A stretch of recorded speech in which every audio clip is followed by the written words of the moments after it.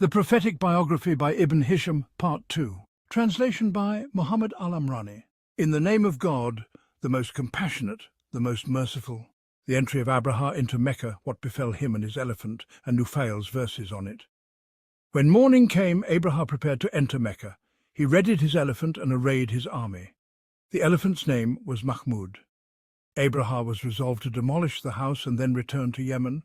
When they turned the elephant toward Mecca, Nufail ibn Habib al-Qathami came forward until he stood beside the elephant, took hold of its ear and said, "Kneel, O Mahmud, otherwise return, rightly guided the way you came, for you are in God's inviolable land." Then he loosed its ear. The elephant knelt, and Nufail ibn Habib ran off at speed, climbing up into the mountain. They beat the elephant to make it rise, but it refused. They struck its head with the tabazan to make it rise, but it refused. They thrust their hooks into the tender parts of its belly and gouged it to make it rise, but it refused. Then they directed it back toward Yemen, and it rose and hurried away. They turned it toward Syria, and it did the same, and toward the east, and it did the same. But whenever they turned it toward Mecca, it knelt. Thereupon God Most High sent against them birds out of the sea, like swallows and white herons, each bird carrying 3 stones, 1 in its beak and 2 in its feet, like chickpeas and lentils. None whom they struck escaped, though not every man was struck.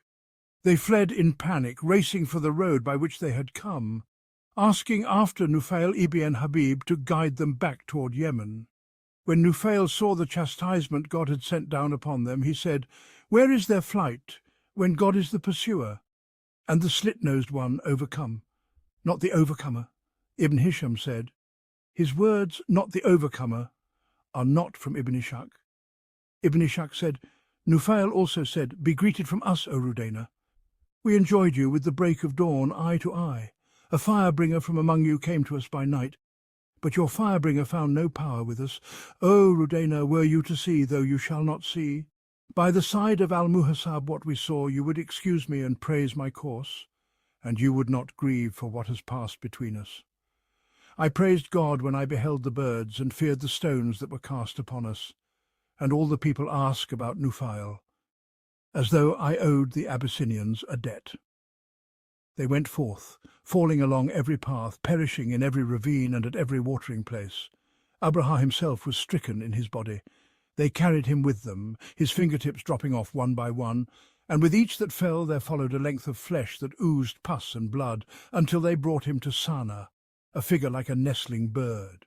He did not die until, as they claim, his chest split open over his heart. Ibn Ishḥāq said, "Yaqub ibn Utbah told me that he had been told the first time smallpox and measles were seen in the land of the Arabs was that very year, and that the first time the bitter shrubs, Hamel, Hansel, and Usha, were seen there was that year. What is mentioned in the Qur'an regarding the story of the elephant, and Ibn Hisham's elucidation of its expressions. Ibn Ishḥāq said, "When God Most High sent Muhammad, God's blessings and peace be upon him, he counted among his favours upon Quraysh and his grace toward them what he had repelled from them of the Abyssinians' design, preserving thereby their order and their span. Thus did God, ever blessed, say, 'Have you not seen how your sustainer dealt with the people of the elephant? Did he not bring their guile to nothing? And he let loose upon them birds in swarms, pelting them with stones of hard clay, and made them like a field of grain devoured.' And he said, 'For the covenants of Quraysh, their covenants of winter and summer journeys, let them then worship the sustainer of this house, who has given them food against hunger and made them safe from fear.' That is to say, so that nothing of their condition might be altered from what it had been, given the good that God willed for them, had they but accepted it.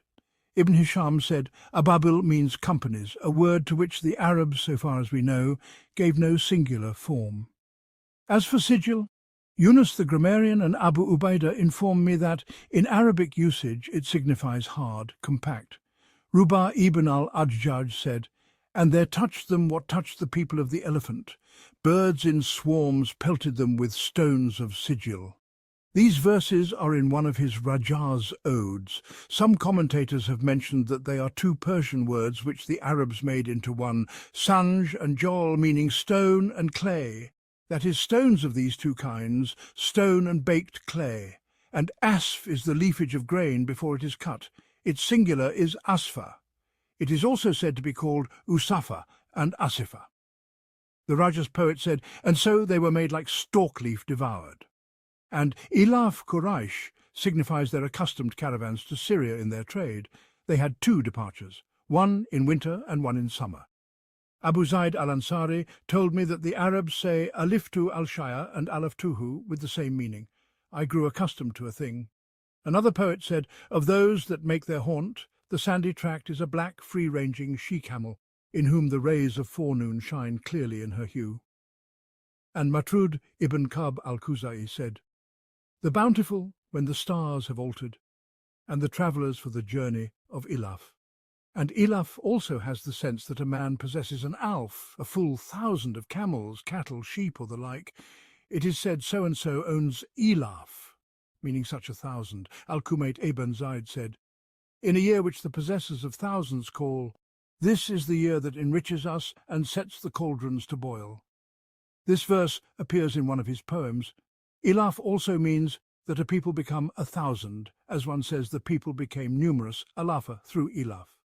Al-Kumayt ibn Zayd said, and the family of Muzaykiya on the morning they met, the sons of Sa'd ibn Duba as allies united. This verse appears in one of his poems. Ilaf also means to harmonize one thing with another so that it becomes familiar with it and adheres to it, as one says, I harmonized it with it through Ilaf. Ilaf also means to make what is less than 1,000 into 1,000, as one says, I made it 1,000 through Ilaf. Similarly, just as they inserted the lamb in their saying, oh, woe to war. And it is not permissible to insert any preposition except the lamb and the calf. As for the lamb, it is because it gives by itself the meaning of addition, so it did not change its meaning, and likewise the calf gives the meaning of comparison, so it was inserted to emphasize the meaning of similarity. What befell the leader of the elephant and its driver? Ibn Ishḥāq said, Abdullah ibn Abi Bakr related to me from Amra bint Abdul-Rahman ibn Sa'd ibn Zurara, from Aisha, may God be pleased with her, who said, indeed I saw the leader of the elephant and its driver in Mecca, both blind and crippled, begging food from people. The magnification of Quraysh by the Arabs. After the incident of the elephant, Ibn Ishḥāq said, when God turned back the Abyssinians from Mecca and struck them with the punishment he struck them with, the Arabs magnified Quraysh and said, they are the people of God. God fought on their behalf and spared them the burden of their enemy. So they composed poems about this, mentioning what God had done to the Abyssinians and what he had turned away from Quraysh of their cunning.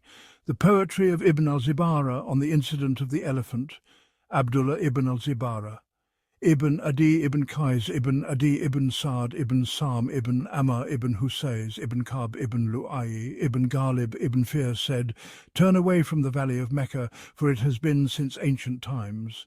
Its sanctuary is not to be violated. The star was not created for the nights when it was sanctified, when no mighty one among mankind would dare approach it. Ask the commander of the army about what he saw, and surely its knowledgeable one will inform the ignorant 60,000 did not return to their land, and their sick one did not live after the return. There were Ad and Juram before them, and God from above his servants maintains it. Ibn Ishḥāq said, Ibn al-Zibara means by his saying, their sick one did not live after the return, Abraha, when they carried him with them after what befell him, until he died in Sana'a. The poetry of Ibn al-Aslat on the incident of the elephant, and Abu Qais ibn al-Aslat al-Ansari, then al-Khatmi, whose name was Sayfi, said, among his works on the day of the elephant of the Abyssinians, when every time they sent it forth it crouched down, their hooks beneath its flanks, and they had split its nose so it was pierced, they had made its whip like a dagger. When they directed it, its back was wounded, so it turned and retreated in its tracks. And those who were there returned with injustice. He sent down upon them from above a pelting that enveloped them like the wrapping of dwarfs. Their learned men urged them to patience, while they bleated like the bleating of sheep, the poetry of Abu Qais. So arise and pray to your Lord, and touch the corners of this house between the mountains. for you have from him a verified trial. On the morning of Abu Yaqsum, leader of the battalions, his force camps in the plain at evening, while his foot soldiers are on the heights at the peaks of the passes. When the victory of the Lord of the Throne came to you, he turned them back. The armies of the king between buried and pelted. They fled swiftly as fugitives, and none of the Abyssinians returned to his people save remnant bands. The poetry of Talib on the incident of the elephant. Ibn Ishaq said, and Talib ibn Abi Talib ibn Abd al-Muttalib said, did you not know what occurred in the war of Dahis and the army of Abu Yaqsum when they filled the pass? Were it not for God's defence, nothing else but him, you would have awakened, unable to protect your herds. The poetry of Abu al-Salt on the incident of the elephant. Ibn Ishaq said, and Abu al-Salt ibn Abi Rabia al-Thaqafi said, concerning the matter of the elephant, mentioning the Hanafiya religion of Abraham, peace be upon him. Verily the signs of our Lord are penetrating. None disputes them except the ungrateful disbeliever. The night and day were created, and each one's reckoning is clearly determined and ordained. Then the merciful Lord illuminates the day with a radiant sun whose light is spread forth. The elephant was restrained at Al-Mugamis until it remained crawling as if it were hamstrung, clinging to the circle of its chestband as if it were dripped tar from rolling stone. Around it from the kings of Kinda were heroes, lions in wars like falcons. They abandoned it, then all scattered, each one with the bone of his leg broken. Every religion on the day of resurrection with God except the religion of the Hanafiya will be void. The poetry of Al-Farazdaq on the incident of the elephant. Ibn Hisham said, Al-Farazdaq, whose name was Hammam ibn Ghalib, one of the Banu Mujashi ibn Darim ibn Malik ibn Hanzala ibn Malik ibn Zayd Manad ibn Tamim, spoke in praise of Sulayman ibn Abd al-Malik ibn Marwan, satirizing al-Hajjaj ibn Yusuf and mentioning the elephant and its army. When al-Hajjaj transgressed, his wealth having made him transgress, he said, I shall ascend the ladders. He was like the son of Noah, who said, I shall climb to a mountain that will protect me from the water. God cast into his body the like of what he cast away from the white Qibla of sacred sanctity armies, driving the elephant until he made them dust, though they had been arrogant in their pride. You were given victory like the victory of the house, when the great one of the foreign polytheists drove his elephant to it. These verses are from a poem of his. The poetry of Ibn al-Ruqayyat on the incident of the elephant. Ibn Hisham said, and Abdullah ibn Qais al-Ruqayyat, one of the Banu Amir ibn Lu'ay ibn Ghalib, spoke mentioning Abraham, who was al-Ashram, and the elephant. Al-Ashram, who came with the elephant, plotted against it. But he fled with his army defeated. The birds rained stones upon them, until he was as one pelted with stones. Whoever among people raids it returns, a miserable remnant of armies. These verses are from a poem of his. The rule of Yaqsum, then Masruq, over Yemen. Ibn Ishaq said, when Abraha perished, the Abyssinians made his son Yaqsum ibn Abraha king, and by him he was known. When Yaqsum ibn Abraha perished, his brother Masruq ibn Abraha ruled Yemen for the Abyssinians. The emergence of Saif ibn di Yazan and the rule of Waris over Yemen.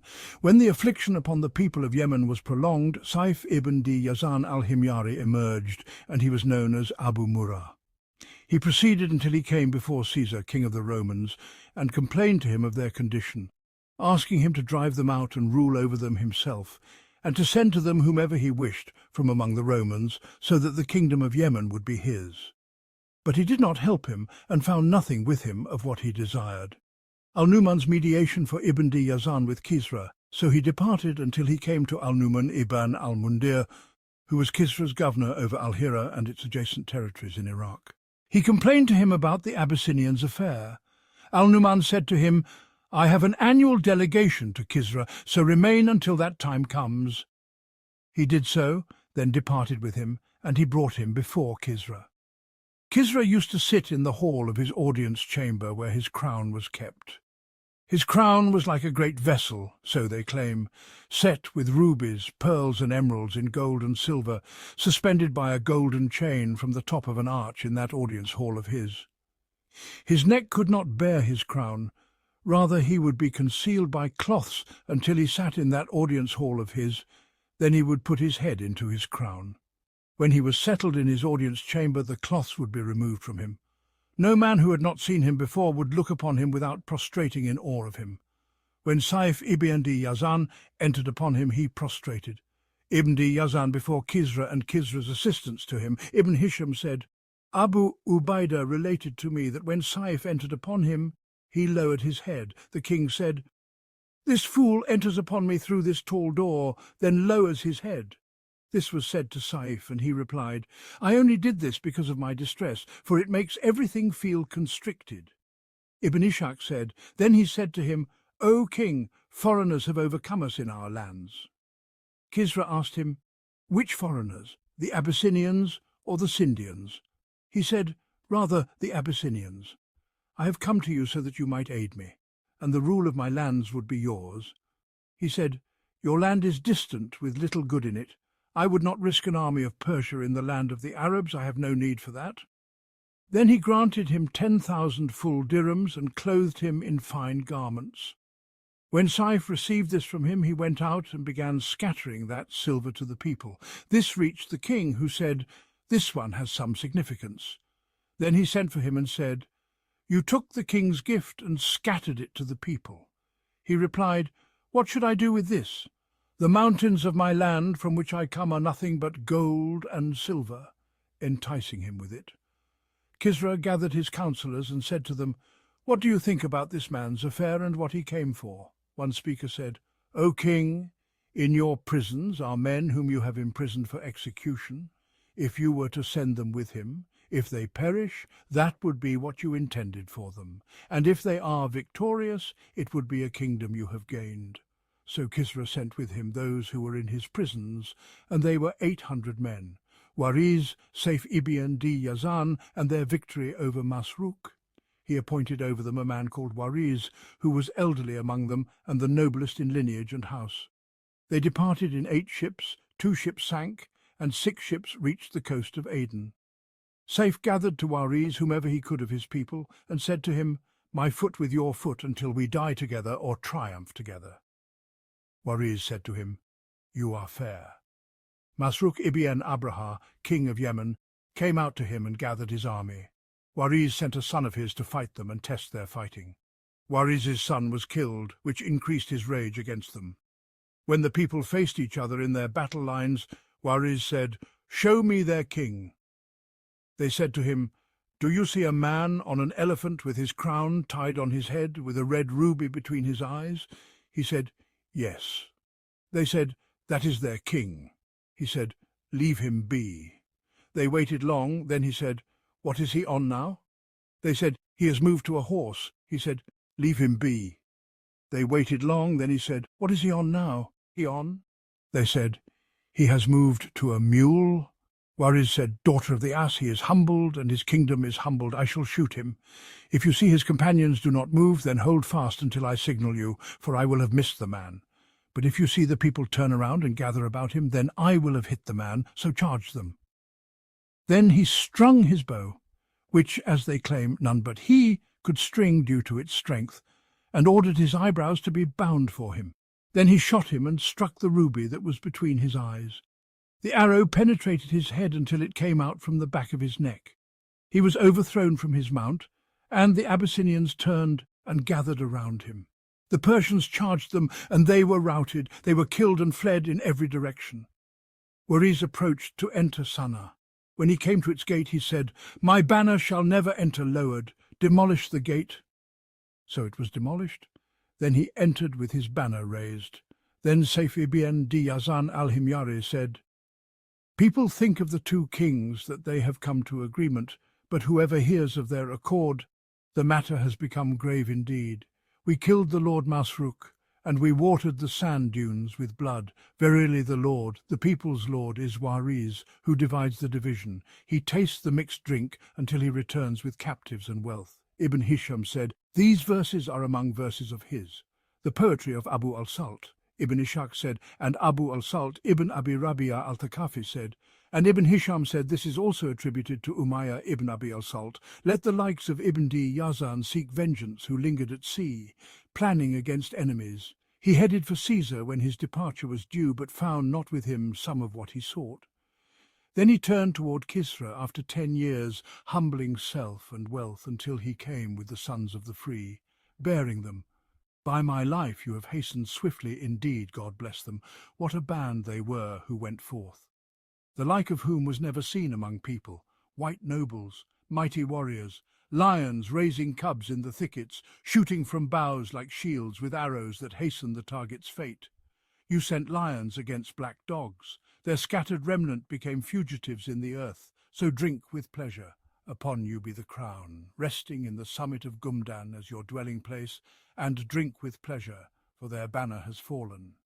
And today let down your robes in trailing. Those are noble deeds. Not bowls of milk mixed with water that became as urine. The poetry of Adi ibn Zayd, Ibn Ishḥāq said, and Adi ibn Zayd al-Hiri, who was one of the Banu Tamim, said, and Ibn Hisham said, then one of the Banu Imri, Al-Qais ibn Zayd Manat ibn Tamim, and it is said, Adi was among the Ibad of the people of Al-Hira, what after Sana'a was inhabited by governors of generous kingdom, liberal in gifts, elevated by him who built it near the peaks of clouds, its battlements dewy with musk, surrounded by mountains before the snares of the plotter. Its heights cannot be scaled. The voice of the humming is heard in it when its evening winds answer it. Causes brought to it the army of the sons of the free, its horsemen in procession loaded with mules bearing death, and their young warriors hastening with them until the tribes saw them from the edge of the mountain pass. Their green battalions based on the document I can access. This appears to be a classical Arabic historical text, likely from Ibn Hisham's biography of the Prophet Muhammad, Sirat Rasul God, or a similar historical work. The text discusses pre-Islamic Arabian history, including the kingdoms of Yemen, the Abyssinian and Persian rules and various prophecies, on the day when they called upon the people of Barbar and Yaksum. May none of those who flee find success. And it was the day when the remainder of the discourse vanished, a nation whose ranks remained steadfast, and the solitary courier was replaced by multitudes, and the days dark with abundant wonders. After the sons of Tuba, noble ones, whose governors had found peace within it, Ibn Hisham said, these verses are part of a poem of his. And Abu Zayd al-Ansari recited to me, relating it from Al-Mufaddal al-Dabi, his words, on the day when they called upon the people of Barbar and Yaksum, and so forth, the defeat of the Abyssinians and the prophecy of Sati and Shik. This is what Sati meant by his saying, Iram du Yazan shall rule over them, emerging from Aden, leaving none of them in Yemen. And this is what Shik meant by his saying, a youth who is neither base nor lowly, emerging against them from the house of Du Yazan. What became of Persian rule in Yemen, the kingdom of Abyssinia in Yemen and their kings? Ibn Ishḥāq said, Waris and the Persians remained in Yemen, and from the remnant of that Persian army come the Abna who are in Yemen today. The rule of Abyssinia in Yemen lasted from when Ariat entered it until the Persians killed Masruq ibn Abraha and expelled the Abyssinians, 72 years. 4 kings ruled in succession, Ariat, then Abraha, then Yaksum ibn Abraha, then Masruq ibn Abraha, the Persian kings over Yemen. Ibn Hisham said, then Waris died, and Khosrau appointed his son Al-Marzuban ibn Waris over Yemen. Then Al-Marzuban died, and Khosrau appointed his son Al-Timujan ibn Al-Marzuban over Yemen. Then Al-Timujan died, and Khosrau appointed Al-Timujan's son over Yemen. Then he dismissed him and appointed Badhan. And Badhan remained there until God sent forth Muhammad the Prophet. May God bless him and grant him peace. Khosrau and the mission of the Prophet, may God bless him and grant him peace. It has reached me from Al-Zuhri that he said, Khosrau wrote to Badhan, it has reached me that a man from Quraysh has appeared in Mecca, claiming to be a prophet. Go to him and call upon him to recant. If he repents, well and good. Otherwise, send me his head. So Badhan sent Khosrau's letter to the messenger of God, may God bless him and grant him peace. The messenger of God, may God bless him and grant him peace, wrote back to him, verily God has promised me that Khosrau shall be killed on such and such a day of such and such a month. When the letter reached Badhan, he waited to see, saying, if he is indeed a prophet, then what he has said will come to pass. And God did indeed cause Khosrau to be killed on the very day that the messenger of God, may God bless him and grant him peace, had foretold. Ibn Hisham said, he was killed by his son Shiruya. And Khalid ibn Hik al-Shaybani said, and Khosrau, when his sons divided him among themselves with swords, as meat is divided among butchers, fate laboured to bring forth for him a day when it came to term, and every pregnant one must reach her time. Badhan's conversion to Islam. Al-Zuhri said, when this news reached Badhan, he sent word of his conversion to Islam, along with that of the Persians who were with him, to the messenger of God. May God bless him and grant him peace. The Persian envoys said to the messenger of God, may God bless him and grant him peace. To whom do we belong, O messenger of God? He said, you are of us and belong to us, the people of the house. Salman is one of us. Ibn Hisham said, it has reached me from Al-Zuhri that he said, hence the messenger of God, may God bless him and grant him peace, said, Salman is one of us, the people of the house. The Prophet's mission and the prophecy of Sati and Sheikh. Ibn Hisham said, this is the one whom Sati meant by his saying, a pure prophet, to whom revelation comes from the Most High. And this is the one whom Sheikh meant by his saying, rather it shall be brought to an end by a messenger who is sent, who comes with truth and justice, being among the people of religion and virtue. Sovereignty shall remain among his people until the day of judgment. The stone found in Yemen.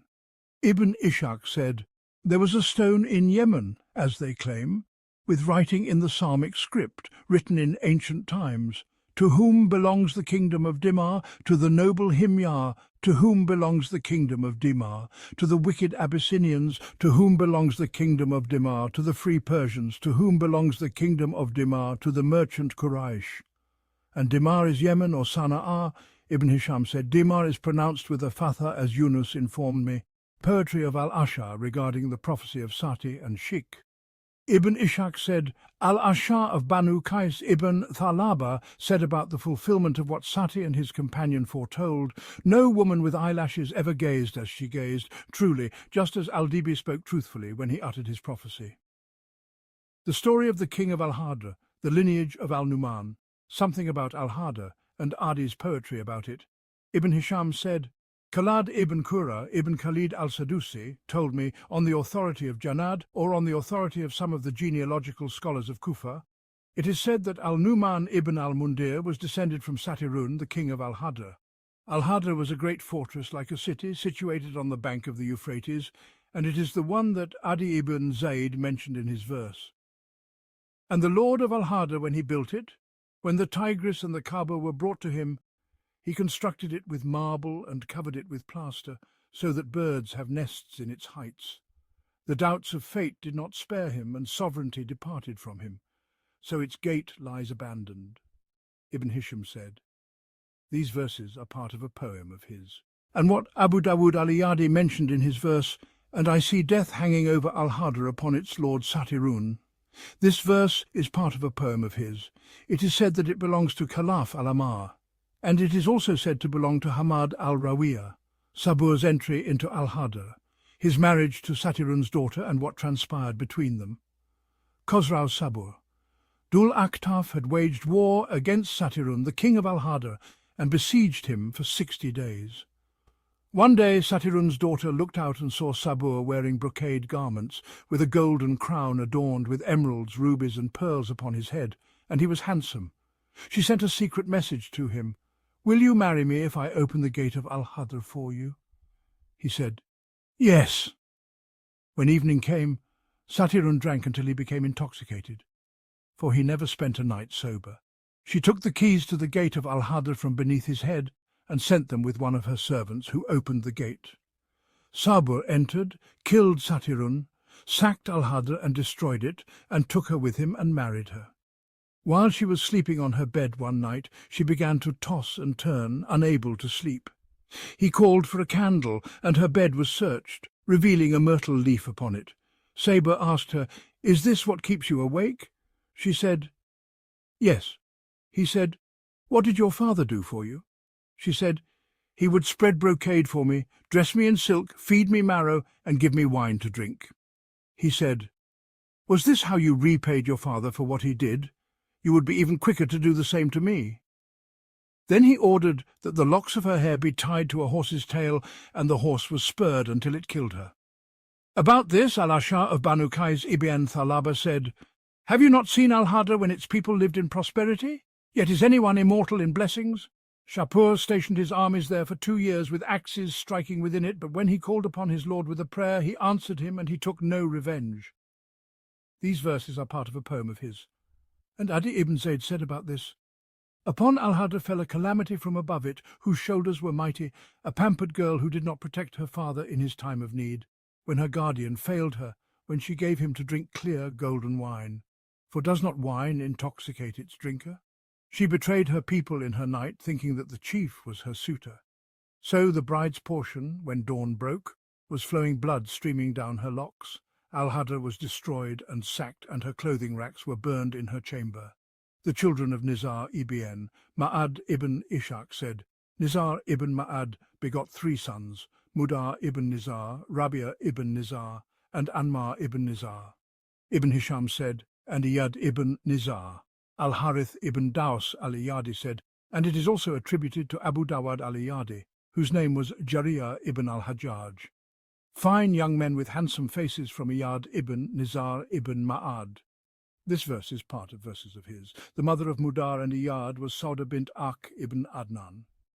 The mother of Rabia and Anmar was Shufaika bint Ak ibn Adnan, though it is also said Jumu'ah bint Ak ibn Adnan, the children of Anmar. Ibn Ishaq said, "Anmar was the father of Katham and Bajila." Jarir ibn Abdullah al-Bajali, who was the chief of Bajila, said, "And he is the one about whom someone said, 'If not for Jarir, Bajila would have perished. Excellent the man, but wretched the tribe,' and he competed in boasting with Al-Furafisa al-Kalbi before Al-Akra ibn Habis al-Tamimi. 'O Akra ibn Habis, O Akra, if your brother is defeated, you too shall be defeated. You 2 sons of Nizar, support your brother, for I have found my father to be your father too. No brother shall be overcome today, while he has supporters like you.' And they moved southward and joined Yemen."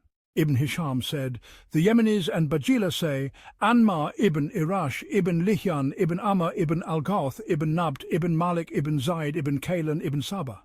And it is said, Irash ibn Amr ibn Lihyan ibn Al-Ghawth, the homeland of Bajila and Katham is Yemeni. The descendants of Muda ibn Ishaq said, and so Muda the son of Nizar begot 2 sons, Ilyas the son of Muda, and Ailan the son of Muda." Ibn Hisham said, "And their mother was a woman of Jurhum." The descendants of Ilyas ibn Ishaq said, "And Ilyas the son of Muda begot 3 sons, Mudrika the son of Ilyas, Tabika the son of Ilyas, and Kamar the son of Ilyas, and their mother was Kindif, a woman from the Yemen." Something concerning Kindif and her sons, Ibn Hisham said, "Kindif was the daughter of Imran, the son of Al-Haf, the son of Kuda'ah." Ibn Ishaq said, "Now the original name of Mudrika was Amir, and the name of Tabika was Amar. And it is related that the 2 of them were once tending their camels when they hunted some game and sat down to cook it. But a raiding party fell upon their camels, whereupon Amir said to Amr, 'Will you go after the camels, or will you cook this game?' And Amr replied, 'Nay, I shall cook.' So Amir pursued the camels and brought them back. And when they came to their father and told him what had happened, he said to Amir, 'You are Mudrika, the pursuer, and to Amr, and you are Tabika, the cook.' And their mother, when the news reached her, came hastening forth, and he said to her, 'You are hastening to Kandifin,' and so she was called Kindif. As for Kamar, the genealogists of Mudar maintain that Khuzar descended from the offspring of Amr ibn Luhai ibn Kamar ibn Ilyas. The story of Amr ibn Luhai and the mention of the idols of the Arabs, the Prophet, may God bless him and grant him peace, saw him dragging his intestines in the fire. Ibn Ishaq said, "An Abd God, Ibn Abi Bakr, Ibn Muhammad, Ibn Amr, Ibn Hazm, related to me from his father, who said, I was told that the messenger of God, may God bless him and grant him peace, said, I saw Amr ibn Luhai dragging his intestines in the fire. And I asked him about those who came between me and him among the people, and he said, they have perished. Ibn Ishaq said, and Muhammad ibn Ibrahim ibn al-Harith al-Taymi related to me that Abu Salih al-Saman had told him that he heard Abu Huraira ibn Hisham, said, "And the name of Abu Huraira was Abd God ibn Amir, though it is also said that his name was Abd al-Rahman ibn Sakhar, saying, I heard the messenger of God, may God bless him and grant him peace, say to Aktham ibn al-Jon al-Khuzai, O Aktham, I saw Amr ibn Luhai ibn Kamar ibn Kindif dragging his intestines in the fire, and never have I seen a man more resembling another than you resemble him, and he you." Whereupon Aktham said, "Might his resemblance harm me, O messenger of God?" He replied, "No, for you are a believer, and he was an unbeliever. Indeed, he was the first to alter the religion of Ishmael.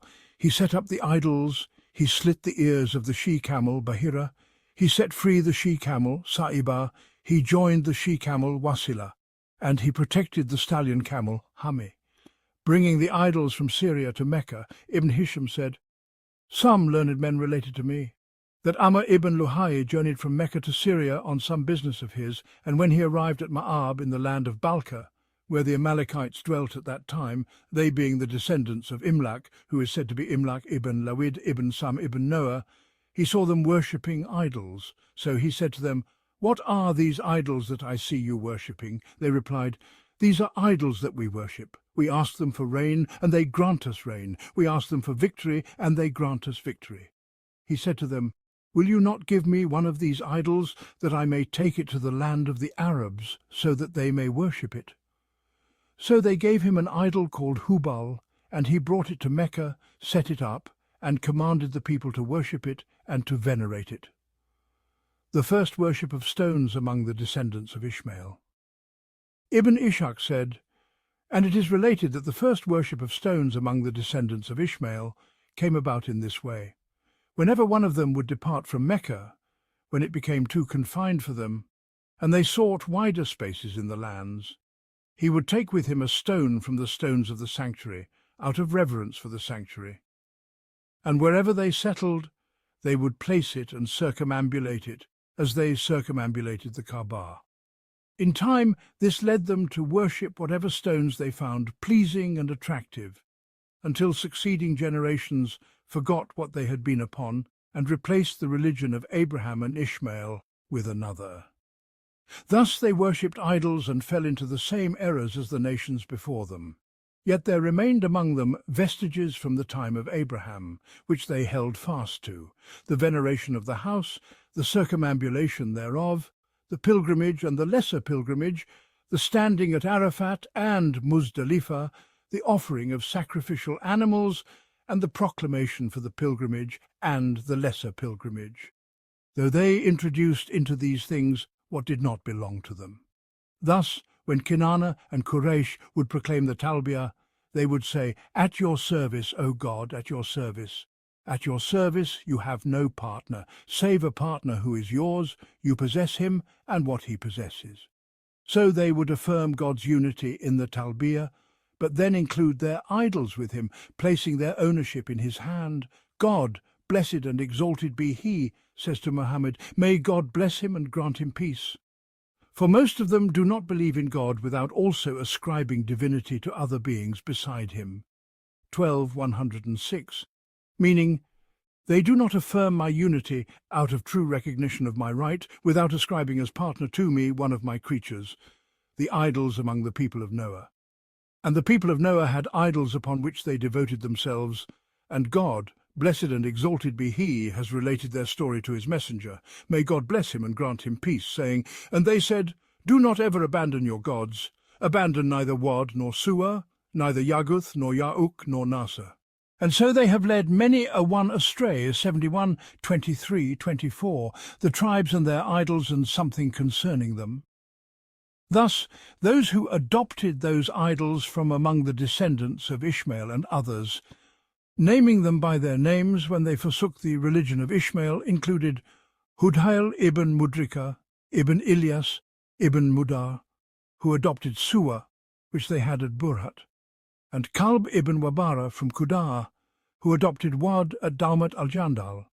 Ibn Ishaq said, and Ka'b ibn Malik al-Ansari said, We forget Al-Lat and Al-Uzza and Wad, and we strip them of their necklaces and earrings. Ibn Hisham said, And this verse is from a poem of his, which I shall mention in its place, God willing, Ibn Hisham's view on the genealogy of Kalb ibn Wabara. Ibn Hisham said, and Kalb was the son of Wabara ibn Taglib ibn Hulwan ibn Imran ibn al-Haf ibn Kuda'a, Yaghuth and its worshippers. Ibn Ishaq said, and Anum from Tai, and the people of Jurash from Madhij adopted Yaghuth at Jurash. Ibn Hisham's view on Anum and on the genealogy of Tai. Ibn Hisham said, and it is said, Anum, and Tai was the son of Udad ibn Malik, and Malik was Madhij ibn Udad, though it is also said, Tai was the son of Udad ibn Zayd ibn Kaylan ibn Saba. Ya'uq and its worshippers. Ibn Ishaq said, and Kaywan, a clan from Hamdan, adopted Ya'uq in the land of Hamdan in the Yemen. Ibn Hisham said, and Malik ibn Namat al-Hamdani said, God provides sustenance in this world and creates, but Ya'uq neither creates nor provides sustenance. And this verse is from some lines of his. Hamdan and its genealogy. Ibn Hisham said, the true name of Hamdan was Awsala ibn Malik ibn Zayd ibn Rabia ibn Awsala ibn al-Qiyar ibn Malik ibn Zayd ibn Kailan ibn Saba, though it is also said Awsala ibn Zayd ibn Awsala ibn al-Qiyar. And it is said, Hamdan was the son of Awsala ibn Rabia ibn Malik ibn al-Qiyar ibn Malik ibn Zayd ibn Kailan ibn Saba. Nasr and its worshippers. Ibn Ishaq said, and Du al-Kala from Himyar adopted Nasr in the land of Himyar, Umyanis and its worshippers. And Kaulan had an idol called Umyanis in the land of Kaulan. They would allot to it a portion of their livestock and their crops, between it and God, according to their claim. And whatever entered into the share of Umyanis from God's share which they had designated for him, they would leave it for it. But whatever entered into God's share from the share of Umyanis, they would restore it to it. And they were a clan from Kaulan called Aladim. And concerning what they practiced, God, blessed and exalted be he, revealed, out of what he has created of crops and cattle, they assigned to God a share, saying, this is for God, or so they pretend, and this is for our other gods. But that which is assigned to their gods does not reach God, whereas that which is assigned to God does reach their gods. Evil indeed is their judgment. 6, 136. The genealogy of Kaulan. Ibn Hisham said, Kaulan was the son of Amr ibn al-Haf ibn Kuda'a, though it is also said Kaulan was the son of Amr ibn Murrah ibn Udad ibn Zayd ibn Misah ibn Amr ibn Arib ibn Zayd ibn Kailan ibn Saba, and it is said Kaulan was the son of Amr ibn Sa'd al-Ashira ibn Madhij. Sa'd and its worshippers. Ibn Ishaq said, and the Banu Milkan ibn Kinana ibn Kuzaima ibn Mudrika ibn Ilyas ibn Mudar had an idol called Sa'd, a tall rock in a desert plain of their land. Now a man from Banu Milkan came with his well-fattened camels to stand them before it, seeking its blessing, or so he thought. But when the camels saw it, and they were grazing camels, not ridden, and blood had been poured upon it, they shied away from it and scattered in every direction. Whereupon their owner, the Milkanite, became angry, took a stone and threw it at it, saying, May God not bless you. You have scattered my camels from me. Then he went in pursuit of them until he gathered them. And when they were assembled for him, he said, We came to Sa'd that he might gather our company. But Sa'd has scattered us, so we have naught to do with Sa'd. What is Sa'd but a rock in a barren waste? That calls neither to error nor to guidance, the idol of doors. And among doors there was an idol belonging to Amr ibn Humama al-Dawsi. Ibn Hisham said, I shall mention his tradition in its proper place, if God wills, the lineage of Dors. Dors was the son of Udthan, son of Abdullah, son of Zaran, son of Kab, son of Al-Harith, son of Kab, son of Abdullah, son of Malik, son of Nasr, son of Al-Asad, son of Al-Goth. And it is said, Dors, son of Abdullah, son of Zaran, son of Al-Asd, son of Al-Goth, Hubal. Ibn Ishaq said, and Quraysh had taken an idol upon a well in the midst of the Kaaba, which was called Hubal. Ibn Hisham said, I shall mention its tradition, if God wills, in its proper place. Isaf and Na'ilah, and the tradition of Aisha concerning them. Ibn Ishaq said, and they took Isaf and Na'ilah upon the place of Zamzam, and they would slaughter sacrifices near them. And Isaf and Na'ilah were a man and a woman from Jurhum. He was Isaf, son of Bagi, and Na'ilah, daughter of Dik. And Isaf committed adultery with Na'ilah in the Kaaba, so God transformed them into 2 stones. Ibn Ishaq said, Abdullah, son of Abu Bakr, son of Muhammad, son of Amr, son of Hazm, narrated to me from Amra, daughter of Abd ar-Rahman, son of Sad, son of Zurara, that she said, I heard Aisha, may God be pleased with her, saying, We have always heard that Isaf and Na'ilah were a man and a woman from Jurhum, who committed an indecency in the Kaaba, so God Most High transformed them into 2 stones, and God knows best. Ibn Ishaq said, and Abu Talib said, And where the Asharuna light their mounts, at the outpouring of the floods from Isaf and Na'il. Ibn Hisham said, and this verse is in a poem of his, which I shall mention in its proper place, if God Most High wills. What the Arabs used to do with the idols, Ibn Ishaq said, and the people of every house had taken an idol in their homes which they worshipped. So when a man among them intended to travel, he would rub himself against it when he mounted, and that would be the last thing he did when he set out on his journey. And when he returned from his journey, he would rub himself against it, and that would be the first thing he began with before entering upon his family. Then, when God sent his messenger Muhammad, peace and blessings of God be upon him, with the declaration of God's unity, Quraysh said, Has he made the gods into one God? Indeed, this is a strange thing. And the Arabs had taken, along with the Kaaba, taguts, which were houses they venerated as they venerated the Kaaba, having custodians and guardians, and they would offer gifts to them as they offered to the Kaaba, and circumambulate them as they circumambulated it, and slaughter sacrifices near them. Yet they recognized the superiority of the Kaaba over them, for they knew that it was the house of Abraham, the friend of God, and his place of prayer, Al-Uzza and its custodians. And for Quraysh and Banu Kinana there was Al-Uzza in Nakhla, and its custodians and guardians were Banu Shayban from Sulaim, allies of Banu Hashim. Ibn Hisham said, allies of Banu Abu Talib specifically, and Sulaim is Sulaim, son of Mansur, son of Ikrimah, son of Kasafa, son of Qais, son of Aylan. Ibn Ishaq said, and a poet from the Arabs said, Asma was wedded to the head of Bukhaira. From the Admi, gifted by a man from Banu Gam, he saw a defect in her eye as he drove her to the throat of Al-Uzza, so he widened in the division. And thus they would do when they slaughtered a sacrificial offering. They would divide it among those present with them. And the Gubgub is the place of slaughter and the pouring out of blood. Ibn Hisham said, and these 2 verses are by Abu Kirash al-Hudhali, whose name is Kuwaylid, son of Murrah, in some verses of his, the meaning of the custodians. And the custodians are those who attend to the affairs of the Kaaba. Rubah, son of Al-Ajaj, said, no, by the Lord of the secure nesting ones, at the enclosure of the sacrificial offerings and the house of the custodian. And these 2 verses are in a Rajaz poem of his, and I shall mention its tradition, if God Most High wills, in its proper place, Al-Lat and its custodians. Ibn Ishaq said, and Al-Lat was for Thaqif in At-Ta'if, and its custodians and guardians were Banu Mu'atib from Thaqif. Ibn Hisham said, and I shall mention its tradition, if God Most High wills, in its proper place, Mana and its custodians and its demolition. Ibn Ishaq said, and Mana was for Al-Aus and Al-Khazraj, and whoever followed their religion from the people of Yathrib, on the seashore from the direction of Al-Mushalal at Qudayd. Ibn Hisham said, and Al-Kumayt, son of Zayd, one of Banu Asad, son of Khuzaimah, son of Mudrika, said, and tribes have turned away, not entrusted. To Mana their backs turned aside, and this verse is in a poem of his. Ibn Hisham said, so the messenger of God, peace and blessings of God be upon him, sent Abu Sufyan, son of Harb, to it, and he demolished it. And it is said, Ali, son of Abu Talib, do Al-Khalasa and its custodians and its demolition.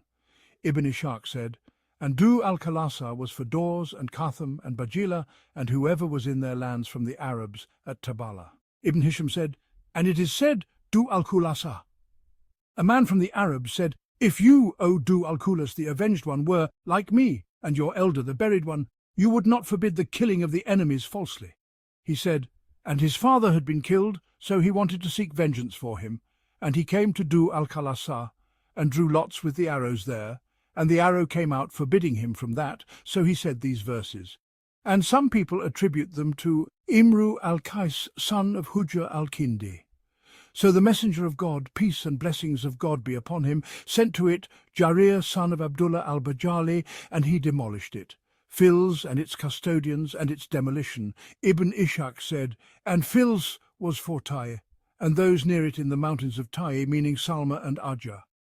Ibn Hisham said, some people of knowledge narrated to me that the messenger of God, peace and blessings of God be upon him, sent to it Ali, son of Abu Talib, and he demolished it and found in it 2 swords, one of which was called Al-Rasub, and the other Al-Miqdam.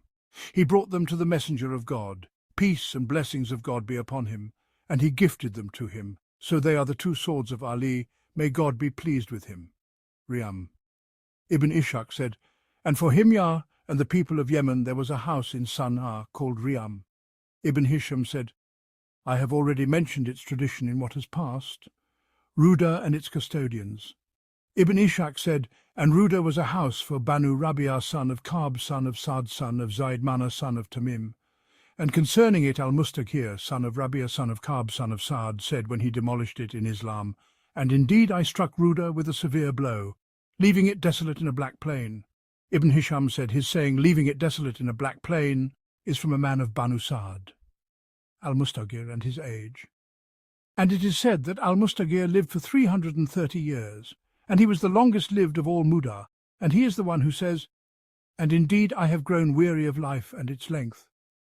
And I have lived from the count of years 200, 100, followed by 200 more for me. And I have added from the count of months years. Is what remains other than what has passed us? A day that passes and a night that drives us? And some people attribute these verses to Zuhair, son of Janab al-Kalbi, Du al-Ka'abat and its custodians. Ibn Ishaq said, and Du al-Ka'abat was for Bakr and Taglib sons of Wail and Iyad at Sindad. And concerning it the Asha of Banu Qais son of Thalaba said, between Al-Kawanak and As-Sada and Barik and the house of Al-Ka'abat from Sindad. Ibn Hisham said, and this verse is by Al-Aswad son of Yafur and Nashali. Nashal son of Darim son of Malik son of Hanzalah son of Malik son of Zaid, Mana son of Tamim, in a poem of his. And Abu Muriz Khalaf al-Ahmar recited it to me. The people of Al-Kawanak and Asadir and Barik, and the house with the balconies from Sindad, the matter of the Bahira and the Sa'iba, and the Wasila and the Hami. Ibn Ishaq's view on them. Ibn Ishaq said, as for the Bahira, it is the daughter of the Sa'iba. The Sa'iba is the she-camel that has given birth to 10 females in succession, with no male among them. It is then set free, so that its back is not ridden, its wool is not shorn, and its milk is not drunk except by a guest. Whatever female it bears after that has its ear slit, and it is then left to roam freely with its mother, so that its back is not ridden, its wool is not shorn, and its milk is not drunk except by a guest, just as was done with its mother. This is the Bahira, daughter of the Sa'iba. As for the Wasila, it is the ewe that has given birth to 10 females in succession in 5 pregnancies with no male among them. It is then made a Wasila. They would say it has connected. Whatever it bears after that belongs to their males, excluding their females, unless something dies from it, in which case they share in eating it, both their males and females. Ibn Hisham said, and it is narrated, whatever it bears after that belongs to the males of their sons, excluding their daughters. Ibn Ishaq said, the Hami is the stallion that has sired 10 females in succession, with no male among them. Its back is then protected so that it is not ridden, its wool is not shorn, and it is left among the camels to mate with them, with no other benefit taken from it. Ibn Hisham's view on them. Ibn Hisham said, all of this, among the Arabs, is different from this, except for the Hami, which is, as Ibn Ishaq said. The Bahira among them is the she-camel whose ear is slit, so that its back is not ridden, its wool is not shorn, and its milk is not drunk except by a guest, or it is given in charity, and it is left for their gods.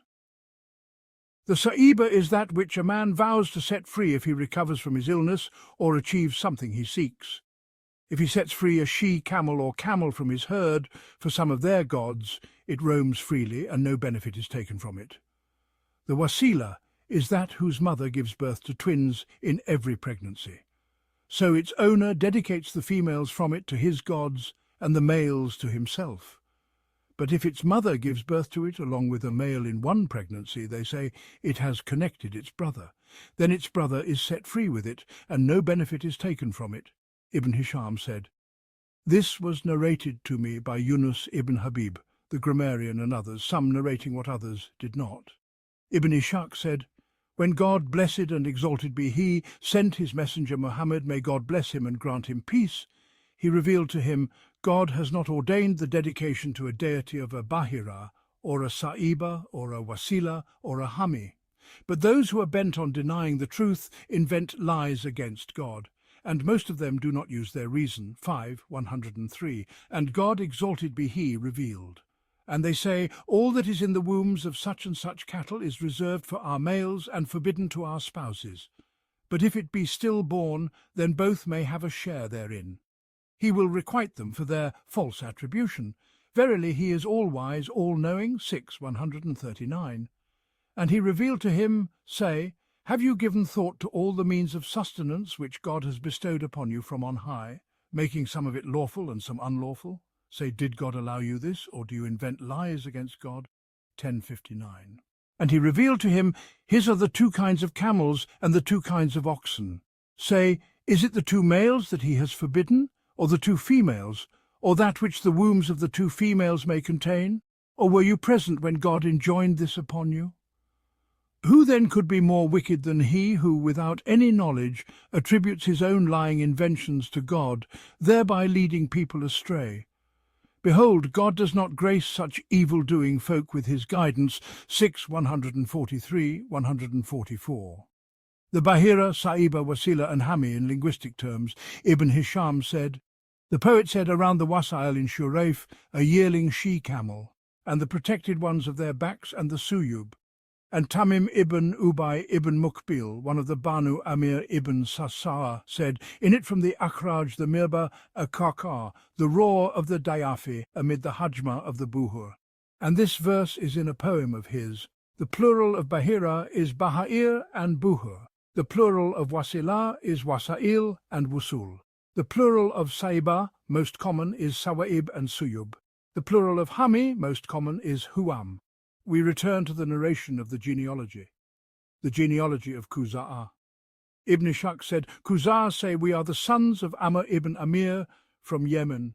Ibn Hisham said, "Quza'a say, we are the sons of Amr ibn Rabia ibn Haritha, ibn Amr ibn Amir ibn Haritha, ibn Imru al-Qais ibn Thalaba ibn Mazin ibn Alast ibn al-Ghawth, and Kindif is their mother, as Abu Ubaidah and others knowledgeable told me." It is also said that Quza'a are the sons of Haritha ibn Amr ibn Amir, and they were called Quza'a because they separated from the descendants of Amr ibn Amir when they came from Yemen heading to Syria and settled at Ma al-Zaran and stayed there. Aun ibn Ayyub al-Ansari, one of the Banu Amr ibn Sawad ibn Ghanm ibn Ka'b ibn Salama from Al-Khazraj in Islam, said, "When we descended to the valley of Ma, Quza'a separated from us amid swift horses like flocks. They protected every valley of Tihama and guarded with firm lances and sharp cutting swords." And these two verses are in a poem of his. And Abu al-Mutahar Ismail ibn Rafi al-Ansari, one of the Banu Haritha ibn al-Harith ibn al-Khazraj ibn Amr ibn Malik ibn al-Aus, said, "When we descended to the valley of Makkah, Quza'a praised the abode of the consuming oppressor. They settled their troops and scattered detachments over every tribe between Najd and the coast. They drove Jurhum from the valley of Makkah and established themselves with the might of a strong-shouldered Quzai." Ibn Hisham said, "These verses are in a poem of his, and I shall, God willing, mention their expulsion of Jurhum in its place." The offspring of Mudrika and Khuzaimah. Ibn Ishaq said, "Mudrika ibn Ilyas fathered two men, Khuzaimah ibn Mudrika and Hudhail ibn Mudrika, and their mother was a woman from Quda'a. Khuzaimah ibn Mudrika fathered four persons: Kinana ibn Khuzaimah, Asad ibn Khuzaimah, Asada ibn Khuzaimah, and Al-Horn ibn Khuzaimah. The mother of Kinana was Uwana bint Sa'd ibn Qais ibn Aylan ibn Mudar. Ibn Hisham said, "It is also said Al-Horn ibn Khuzaimah, the offspring of Kinana, and their mothers." Ibn Ishaq said, "Kinana ibn Khuzaimah fathered four persons: Al-Nadr ibn Kinana, Malik ibn Kinana, Abdmana ibn Kinana, and Milkan ibn Kinana. The mother of Al-Nadr was Bara bint Mur, Ben Ud ibn Tabika ibn Ilyas ibn Mudar, and the rest of his sons were from another woman." Ibn Hisham said, The mother of Al-Nadir, Malik and Milkan was Bara bint Mur, and the mother of Abd Manah was Hala bint Suwaid ibn al-Gitrif from Azzi Shanuwa. Shanuwa is Abd God ibn Kab ibn Abd God ibn Malik ibn Nasr ibn al-Ast ibn al-Ghath, and they were called Shanuwa because of the enmity among them. Shanan is hatred. Ibn Hisham said, Al-Nadir is Quraysh, whoever is from his descendants is Qurashi, and whoever is not from his descendants is not Qurashi. Jarir ibn Atiyah, one of the Banu Kulayb ibn Yabu, ibn Hanzala ibn Malik ibn Zayd Manah, Tamim ibn Yamda, said in praise of Hisham ibn Abd al-Malik ibn Marwan, the mother who bore Quraysh is neither base in origin nor barren. No stallion is more noble than your father, nor is any maternal uncle more generous than Tamim. He means Bara bint Mur, sister of Tamim ibn Mur, mother of Al-Nadir. These two verses are in a poem of his. It is also said, Fear ibn Malik is Quraysh. Whoever is from his descendants is Qurashi, and whoever is not from his descendants is not Qurashi. They were called Quraysh from Takarush, and Takarush is trade and earning. Ruba ibn al-Ajjaj said, It sufficed them against the Shugush and the Kashal from the falling of the Kurush, fat and pure milk, not adulterated. Ibn Hisham said, Shugush is wheat, called Shugush. Kashal is the heads of anklets and bracelets and the like. Kurush is trade and earning. He says, Fat and pure milk suffice them against this. Mad is pure fresh milk. These verses are in a Raja's poem of his. And Abu Jilda al-Yashkuri said, And Yashkur is Ibn Bakr ibn Wail, brothers who have gathered sins upon us in a tale from our life and ancient. And this verse is in verses of his. Ibn Ishaq said, It is also said that they were called Quraysh because of their gathering after dispersion, and gathering is called Takarush, the offspring of Al-Nadir and their mothers. Al-Nadir ibn Kinana fathered two men, Malik ibn al-Nadir and Yakhlud ibn al-Nadir. The mother of Malik was Atika bint Adwan ibn Amr ibn Qais ibn Ilan, and I do not know if she is the mother of Yakhlud or not. Ibn Hisham said, and al-Salt ibn al-Nadir, as Abu Amr al-Madani said, and their mother altogether is bint Sa'd ibn Zareb al-Adwani. Adwan is Ibn Amr ibn Qais ibn Ilan, Kuthayr ibn Abd al-Rahman, who is Kuthayr Azar, one of the Banu Mulay ibn Amr from Khuzā, said, Is not my father from al-Salt, or are not my brothers for every noble one from Banu al-Nadir illustrious? I have seen the garments of the ASB with mixed warp among us and them, and the Hadrami tightened. If you're not from Banu al-Nadir, then leave Iraq by the tails of the Fawaij green. These verses are in a poem of his. Those attributed to al-Salt ibn al-Nadir from Khuzā are Banu Mulay ibn Amr, the kin of Kuthayr Azar, the offspring of Malik ibn al-Nadir and his mother. Ibn Ishaq said, Malik ibn al-Nadir fathered Fir ibn Malik, and his mother was Jandala bint al-Harith ibn Mudad al-Jurhumi. Ibn Hisham said, Not the son of Mudad the elder, the offspring of Fir and their mothers. Ibn Ishaq said, Fir ibn Malik fathered four persons, Ghalib ibn Fir, Muharib ibn Fir, al-Harith ibn Fir, and Asad ibn Fir. Their mother was Layla bint Sa'd ibn Hudhayl ibn Mudrika. Ibn Hisham said, And Jandala bint Fir, who is the mother of Yabu ibn Hanzala ibn Malik ibn Yadmana ibn Tamim, and her mother is Layla bint Sa'ad. Jarir ibn Atiyah ibn al-Katafi, and the name of al-Katafi is Hudhayfa ibn Bada ibn Salama ibn Auf ibn Kulayb ibn Yabu ibn Hanzala, said, And when I am angry, the sons of Jandala throw pebbles behind me like the best of Jandal. And this verse is in a poem of his, the offspring of Ghalib and their mothers. Ibn Ishaq said, Ghalib ibn Fir fathered two men, Lu'ay ibn Ghalib and Taym ibn Ghalib. Their mother was Salma bint Amr al-Khuzai. Taym ibn Ghalib are those called Banu al-Adram. Ibn Hisham said, And Qais ibn Ghalib, whose mother was Salma bint Kab ibn Amr the Khuzai, and she was the mother of Lu'ay and Taym, the two sons of Ghalib, the children of Lu'ay and their mothers. Ibn Ishaq said, Lu'ay ibn Ghalib begot four sons, Kab ibn Lu'ay, Amir ibn Lu'ay, Samar ibn Lu'ay, and Auf ibn Lu'ay. The mother of Kab, Amir, and Samar was Mawiyah bint Kab ibn al-Kain ibn Jasser from Quda'ah. Ibn Hisham said, It is also said, And al-Harith ibn Lu'ay, and they are Jusham ibn al-Harith among Hizan from Rabi'ah. Jarir said, O Banu Jusham, you are not of Hizan, so affiliate yourselves. to the highest of the hills from Lu'ay ibn Ghalib, and do not marry your women into the family of Dar, nor into Shukes, the worst abode for strangers, and Sad ibn Lu'ay, and they are Bunana, among Shaban ibn Thalaba ibn Uqaba ibn Sab ibn Ali ibn Bakr ibn Wail from Rabi'ah, thus, and Banu al-Adram are these, they are the Bedouins of Mecca, and they are from Quraysh al-Zawahir, not from Quraysh al-Bata, and likewise Banu Muharib ibn Fir and Banu Mu'ayz ibn Fir, and Bunana, a nursemaid for them from Banu al-Kain ibn Jasa ibn Shai God, or it is said Sai God, ibn al-Asad ibn Wabra ibn Thalaba ibn Hulwan ibn Imran ibn al-Haf ibn Kuda'a, and it is said Bint al-Namir ibn Qasit from Rabia, and it is said Bint Jam ibn Rabban ibn Hulwan ibn Imran ibn al-Haf ibn Kuda'a, and Khuzaimah ibn Lu'ay ibn Ghalib, and they are Aida among Shaiban ibn Thalaba. And Aida, a woman from Yemen, and she is the mother of Banu Ubaid ibn Khuzaimah ibn Lu'ay, and the mother of all the sons of Lu'ay except Amir ibn Lu'ay, Mawiyah bint Ka'b ibn al-Kain ibn Jasa, and the mother of Amir ibn Lu'ay is Makshiyah bint Shaban ibn Muharib ibn Fir, and it is said Layla bint Shaban ibn Muharib ibn Fir.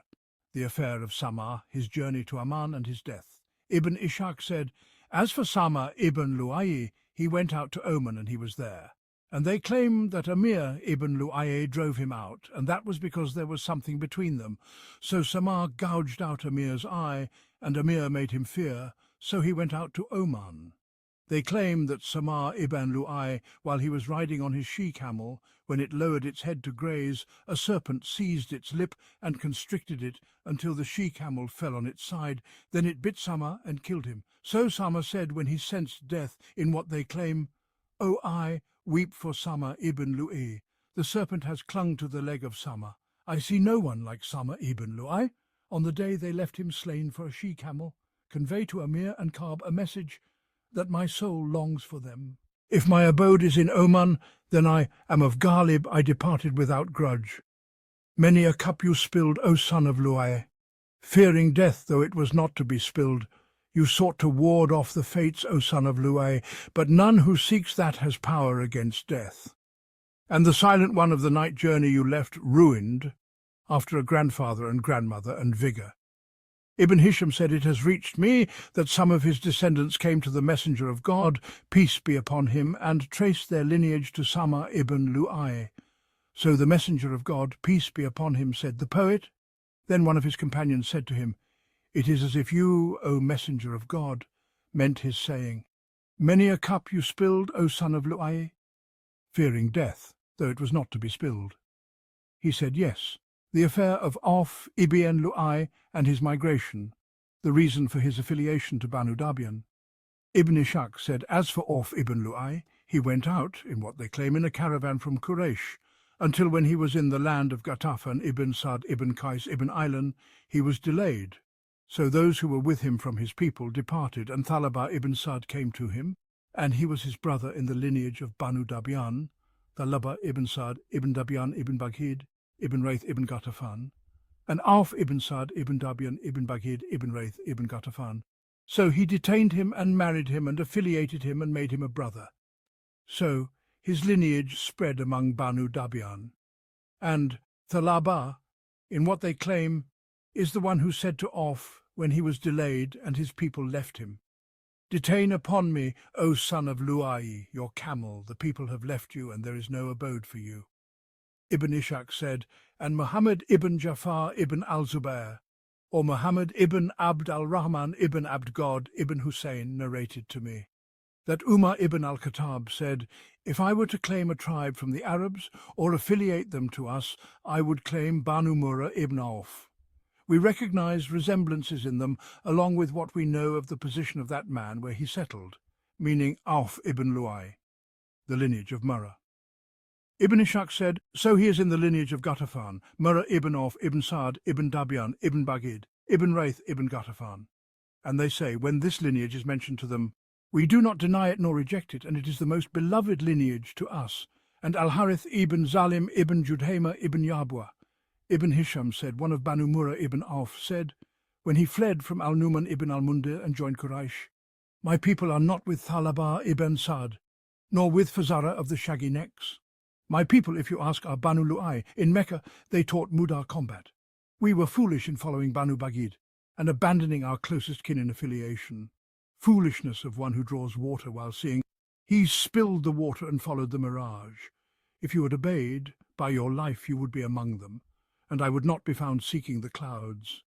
And Rawaha the Qurashi hastened my mountain with the swift one and sought no reward. Ibn Hisham said, "This is what Abu Ubaidah recited to me from it." Ibn Ishḥāq said, "So Al-Husayn ibn al-Humam al-Muri, then one of Banu Saham ibn Murrah, replied to Al-Harith ibn Zalim and affiliated himself to Ghatafan.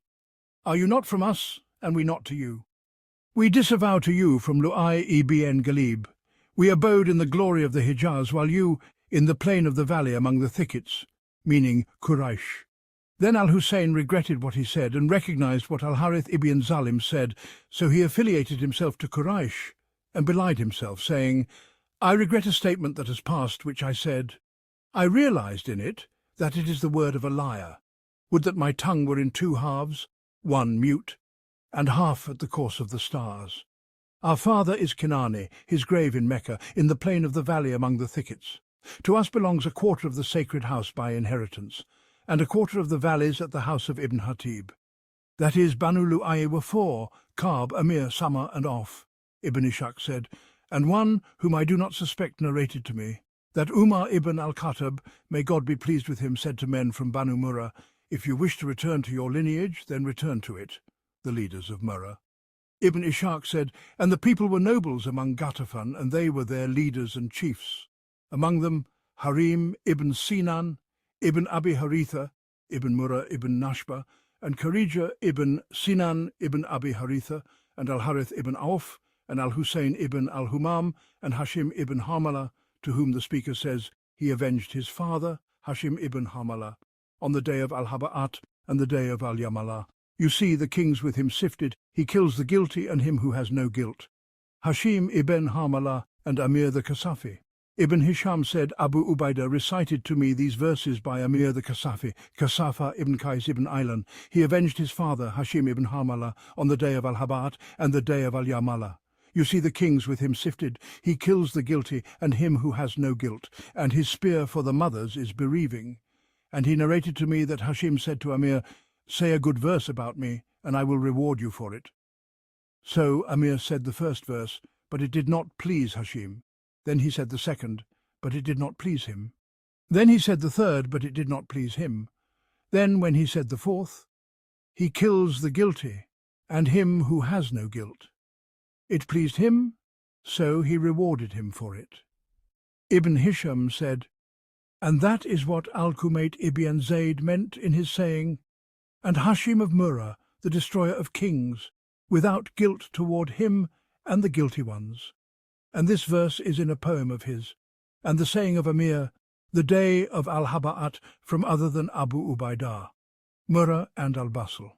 Ibn Ishaq said, "A people renowned and remembered among Ghatafan and all of Qais, who upheld their lineage, and among them was Al-Basl." The matter of Al-Basl, definition of Al-Basl, and the lineage of Zuhair the poet. Al-Basl, as they claim, consists of 8 sacred months belonging to them each year, recognized by the Arabs without denial or rejection. They travel thereby to any Arab lands they wish, fearing nothing from them. Zuhair ibn Abi Sulma said, referring to Banu Murrah. Ibn Hisham said, "Zuhair is one of Banu Muzayna ibn Ud ibn Tabika ibn Ilyas ibn Mudar, and it is said that Zuhair ibn Abi Sulma is from Ghatafan, or an ally among Ghatafan. Reflect, for if you avoid their marurat and their dwellings, you avoid not from them when Nakhl, a land wherein their remorse and familiarity reside. If you avoid from them, then indeed they are Basl." He means they travelled in their sanctity. Ibn Hisham said, "These 2 verses are from a poem of his." Ibn Ishaq said, and Ashar ibn Qais ibn Thalaba said, "Your neighbour is Basl, sacred upon us, while our neighbour is permissible to you and her lawful one." Ibn Hisham said, "This verse is from a poem of his, the children of Ka'b and their mother." Ibn Ishaq said, "Ka'b ibn Lu'ay fathered 3 men, Murrah ibn Ka'b, Adi ibn Ka'b, and Husayz ibn Ka'b. Their mother was Washiyah bin Shayban ibn Muharib ibn Fiyah ibn Malik ibn al-Nada, the children of Murrah and their mothers. Murrah ibn Ka'b fathered 3 men, Kilab ibn Murrah, Taim ibn Murrah, and Yakaza ibn Murrah. The mother of Kilab was Hind bint Suraya ibn Thalaba ibn al-Harith ibn Fir ibn Malik ibn al-Nadr ibn Kinana ibn Khuzaimah. The mother of Yakaza was al-Barikiya, a woman from Barik from al-Astid of Yemen. It is said she is the mother of Time. It is also said Taim is from Hind bint Suraya, the mother of Kilab, lineage of Barik. Ibn Hisham said, Barik are Banu Adi ibn Haritha ibn Amr ibn Amir ibn Haritha ibn Imru al-Qais ibn Thalaba ibn Mazin ibn al-Ast ibn al-Gawth, and they are in Shanuah. Al-Kumayd ibn Zaid said, and as Shanuah advanced upon us with hornless rams, they reckoned to have horns. We said not to Barik, you have erred, nor said we to Barik, repent to us. He said, these two verses are from a poem of his. They were called Barik because they followed the lightning, the two sons of Kilab and their mother. Ibn Ishḥāq said, Kilab ibn Murrah fathered two men, Qusay ibn Kilab and Zura ibn Kilab. Their mother was Fatima bint Sa'd ibn Sayal, one of Banu al-Jadara, from Juthuma of al-Azd from Yemen, allies among Banu al-Dail, ibn Bakr ibn Abd Manaf ibn Kinana, lineage of Juthuma. Ibn Hisham said, it is said, Juthuma al-Azdi and Juthuma al-Azdi, and he is Juthuma ibn Yashkur, ibn Mubashir, ibn Sab, ibn Duman, ibn Nazar, ibn Zaran, ibn al-Harith, ibn Kab, ibn Abd God, ibn Malik, ibn Nazar, ibn al-Ast, ibn al-Gawth. It is also said, Juthuma ibn Yashkur, ibn Mubashir, ibn Sab, ibn Nazar, ibn Zaran, ibn al-Ast, ibn al-Gawth. They were called al-Jadara because Amir ibn Amr ibn Juthuma married the daughter of al-Harith ibn Mudad al-Jurhumi, and Jurhum were the custodians of the Kaaba. He built a wall for the Kaaba, so Amir was called al-Jadir thereby, and his children were called al-Jadara for that reason. Ibn Ishḥāq said, to Sa'd ibn Sayal the poet says, we see not among people a single person we know like Sa'd ibn Sayal, a knight most ambidextrous in hardship, and when he faces the foe he descends, a knight who lures the horses as the free one lures the partridge. Ibn Hisham said, his saying, as the free one lures, is from some scholars of poetry, the rest of Kilab's children. Ibn Hisham said, and Num bint Kilab, who is the mother of Asad and Su'aid, sons of Sam ibn Amr ibn Husayz ibn Kab ibn Lu'ay, and her mother is Fatima bint Sa'd ibn Sayal, the children of Qusay and their mother. Ibn Ishḥāq said, Qusay ibn Kilab fathered 4 men and 2 women. Abd Manaf ibn Qusay, Abd al-Dar ibn Qusay, Abd al-Uzza ibn Qusay, Abd Qusay ibn Qusay, Takmur bint Qusay, and Bara bint Qusay. Their mother was Hubay bint Hulayl ibn Habashiyah ibn Salul ibn Kab ibn Amr al-Khuzai. Ibn Hisham said, it is said, Habashiyah ibn Salul, the children of Abd Manaf and their mothers. Ibn Ishḥāq said, Abd Manaf, whose name was al-Mughira ibn Qusay, fathered 4 men, Hashim ibn Abd Manaf, Abd Shams ibn Abd Manaf, al-Muttalib ibn Abd Manaf, and their mother was Atika bint Murrah, ibn Hilal ibn Falij, ibn Darkwan, ibn Thalaba ibn Butha, ibn Sulaim ibn Mansur ibn Ikrima, and Nawfal ibn Abd Manaf, whose mother was Waqida bint Amr al-Maziniyah, Mazin ibn Mansur ibn Ikrima, lineage of Utbah ibn Ghazwan. Ibn Hisham said, by this lineage he differed from them, Utbah ibn Ghazwan, ibn Jabir, ibn Wab, ibn Nusayb, ibn Malik, ibn al-Harith, ibn Mazin, ibn Mansur, ibn Ikrima, returned to the children of Abd Manaf. Ibn Hisham said, and Abu Amr, and Tumadir, and Kilaba, and Haya, and Raita, and al-Aktham, and Sufyan, children of Abd Manaf. The mother of Abu Amr is Raita, a woman from Thaqif, and the mother of the rest of the women is Atika bint Murrah ibn Hilam, the mother of Hashim ibn Abd Manaf, and her mother is Safiya bint Hawza ibn Amr ibn Salul ibn Sasa ibn Muawiyah ibn Bakr ibn Hawazin, and the mother of Safiya is Binta Id God ibn Sadal Ashira ibn Madhij, the children of Hashim and their mothers. Ibn Hisham said, Hashim ibn Abd Manaf fathered 4 men and 5 women, Abd al-Muttalib ibn Hashim, Asad ibn Hashim, Abu Sayfi ibn Hashim, Nadla ibn Hashim, Al-Shifa, Khalida, Da'ifa, Ruqayya, and Haya. The mother of Abd al-Muttalib and Ruqayya was Salma bint Amr ibn Zaid ibn Labid, ibn Haram, ibn Kidash, ibn Amir ibn Qarm, ibn Adi, ibn al-Najjar. The name of al-Najjar is Taim God ibn Thalaba ibn Amr ibn al-Khazraj ibn Haritha ibn Thalaba ibn Amr ibn Amir. Her mother is Amira bint Sakhr ibn al-Harith ibn Thalaba ibn Mazin ibn al-Najjar. The mother of Amira is Salma bint Abd al-Ashal al-Najjariyah.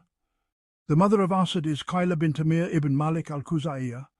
The mother of Abu Sayfi and Haya is Hind bint Amr ibn Thalaba al-Khazrajiyah. The mother of Nadla and al-Shifa is a woman from Quda'ah. The mother of Khalida and Da'ifa is Waqida bint Abi Adi al-Maziniyah. The children of Abdul Muttalib, ibn Hashim, their number and their mothers. Ibn Hisham said, Abdul Muttalib, ibn Hashim fathered 10 sons and 6 daughters. Al-Abbas, Hamza, Abdullah, Abu Talib, whose name was Abdul Manaf, Al-Zubayr, Al-Harith, Hajjal, Al-Mukawim, Dirar, and Abu Lahab, whose name was Abdul Uzza and Safiya, Hakim, Al-Baida, Atika, Umayma, Arwa, and Bara. The mother of Al-Abbas and Dirar was Nutayla bint Janab ibn Kulayb ibn Malik ibn Amr ibn Amir, who was Ad-Dahyan, ibn Sad ibn al-Khazraj, ibn Taimgod ibn An-Namir ibn Qasit ibn Hinba ibn Afsa ibn Jadila ibn Asad ibn Rabia ibn Nizar. It is also said Afsa ibn Dumi ibn Jadila.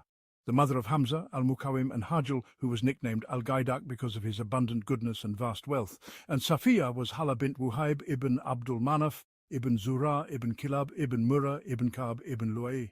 The mother of Abdullah, Abu Talib, Al-Zubayr, and all the daughters except Safiya, was Fatima bint Amr ibn Aid ibn Imran ibn Makhzum ibn Yakaza ibn Murrah ibn Kab ibn Luay ibn Ghalib ibn Fir ibn Malik ibn Anada. Her mother was Sakra bint Abd ibn Imran ibn Makhzum ibn Yakaza ibn Murrah ibn Kab ibn Luay ibn Ghalib ibn Fir ibn Malik ibn Annada. The mother of Sakra was Takmur bint Abd ibn Qusay ibn Kilab ibn Murrah ibn Kab ibn Luay ibn Ghalib ibn Fir ibn Malik ibn Annada. The mother of Al-Harith ibn Abdul Muttalib was Samra bint Jundub ibn Juha ibn Riyab ibn Habib ibn Suwa ibn Amir ibn Sasa ibn Muawiyah ibn Bakr ibn Hawazin ibn Mansur ibn Ikrimah. The mother of Abu Lahab was Lubna bint Hajir ibn Abdul Manaf ibn Datir ibn Hubshiyah ibn Salul ibn Kab ibn Amr al-Khuzai. The messenger of God, peace be upon him, and his mothers. Ibn Hisham said, Abdullah ibn Abdul Muttalib fathered the messenger of God, peace be upon him, the Lord of the children of Adam, Muhammad ibn Abdullah ibn Abdul Muttalib. May God's blessings, peace, mercy, and favours be upon him and upon his family. His mother was Amina bint Wahb ibn Abdul Manaf ibn Zurah ibn Kilab ibn Murrah ibn Kab ibn Luay ibn Ghalib ibn Fir ibn Malik ibn Annada. Her mother was Bara bint Abdul Uzza ibn Uthman ibn Abdul Dar ibn Qusay ibn Kilab ibn Murrah ibn Kab ibn Luay ibn Ghalib ibn Fir ibn Malik ibn Annada. The mother of Bara was Habib bint Asad ibn Abdul Uzza ibn Qusay ibn Kilab ibn Murrah ibn Kab ibn Luay ibn Ghalib ibn Fir ibn Malik ibn Annada. The mother of Habib was Bara bint Auf ibn Ubaid, ibn Uwaj, ibn Adi, ibn Kab, ibn Luay, ibn Ghalib, ibn Fir, ibn Malik, ibn Annada.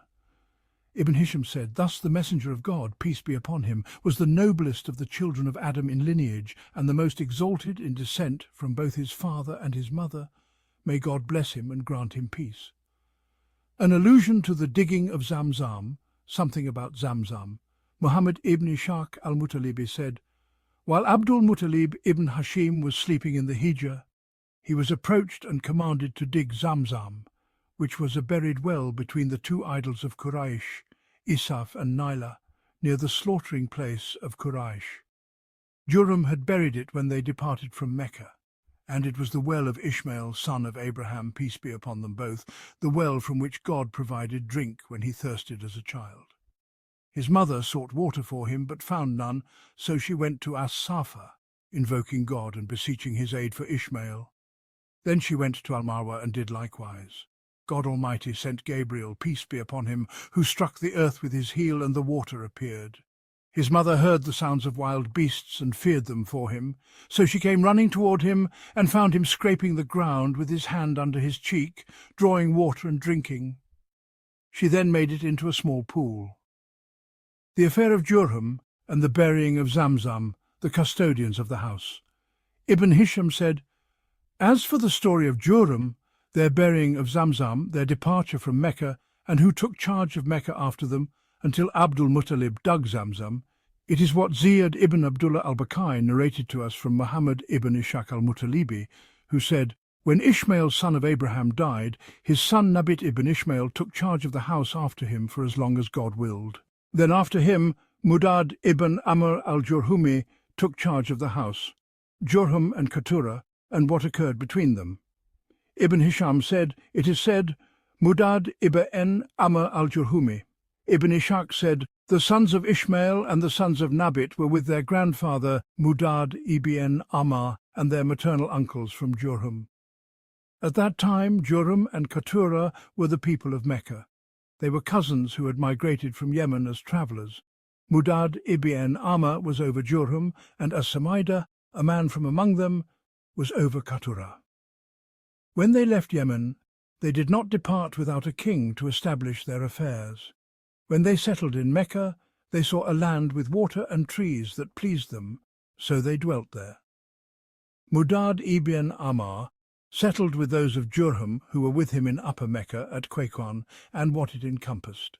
As-Samida settled with Katura in Lower Mecca at Ajyad and what it encompassed. Mudad would tax whoever entered Mecca from its upper part, and As-Samida would tax whoever entered Mecca from its lower part, each in his own people, neither entering upon the other. Then Jurhum and Katura oppressed one another and vied for sovereignty over it. At that time the sons of Ishmael and the sons of Nabit were with Mudad, and the custody of the house was with him, not with As-Samida. They marched towards one another.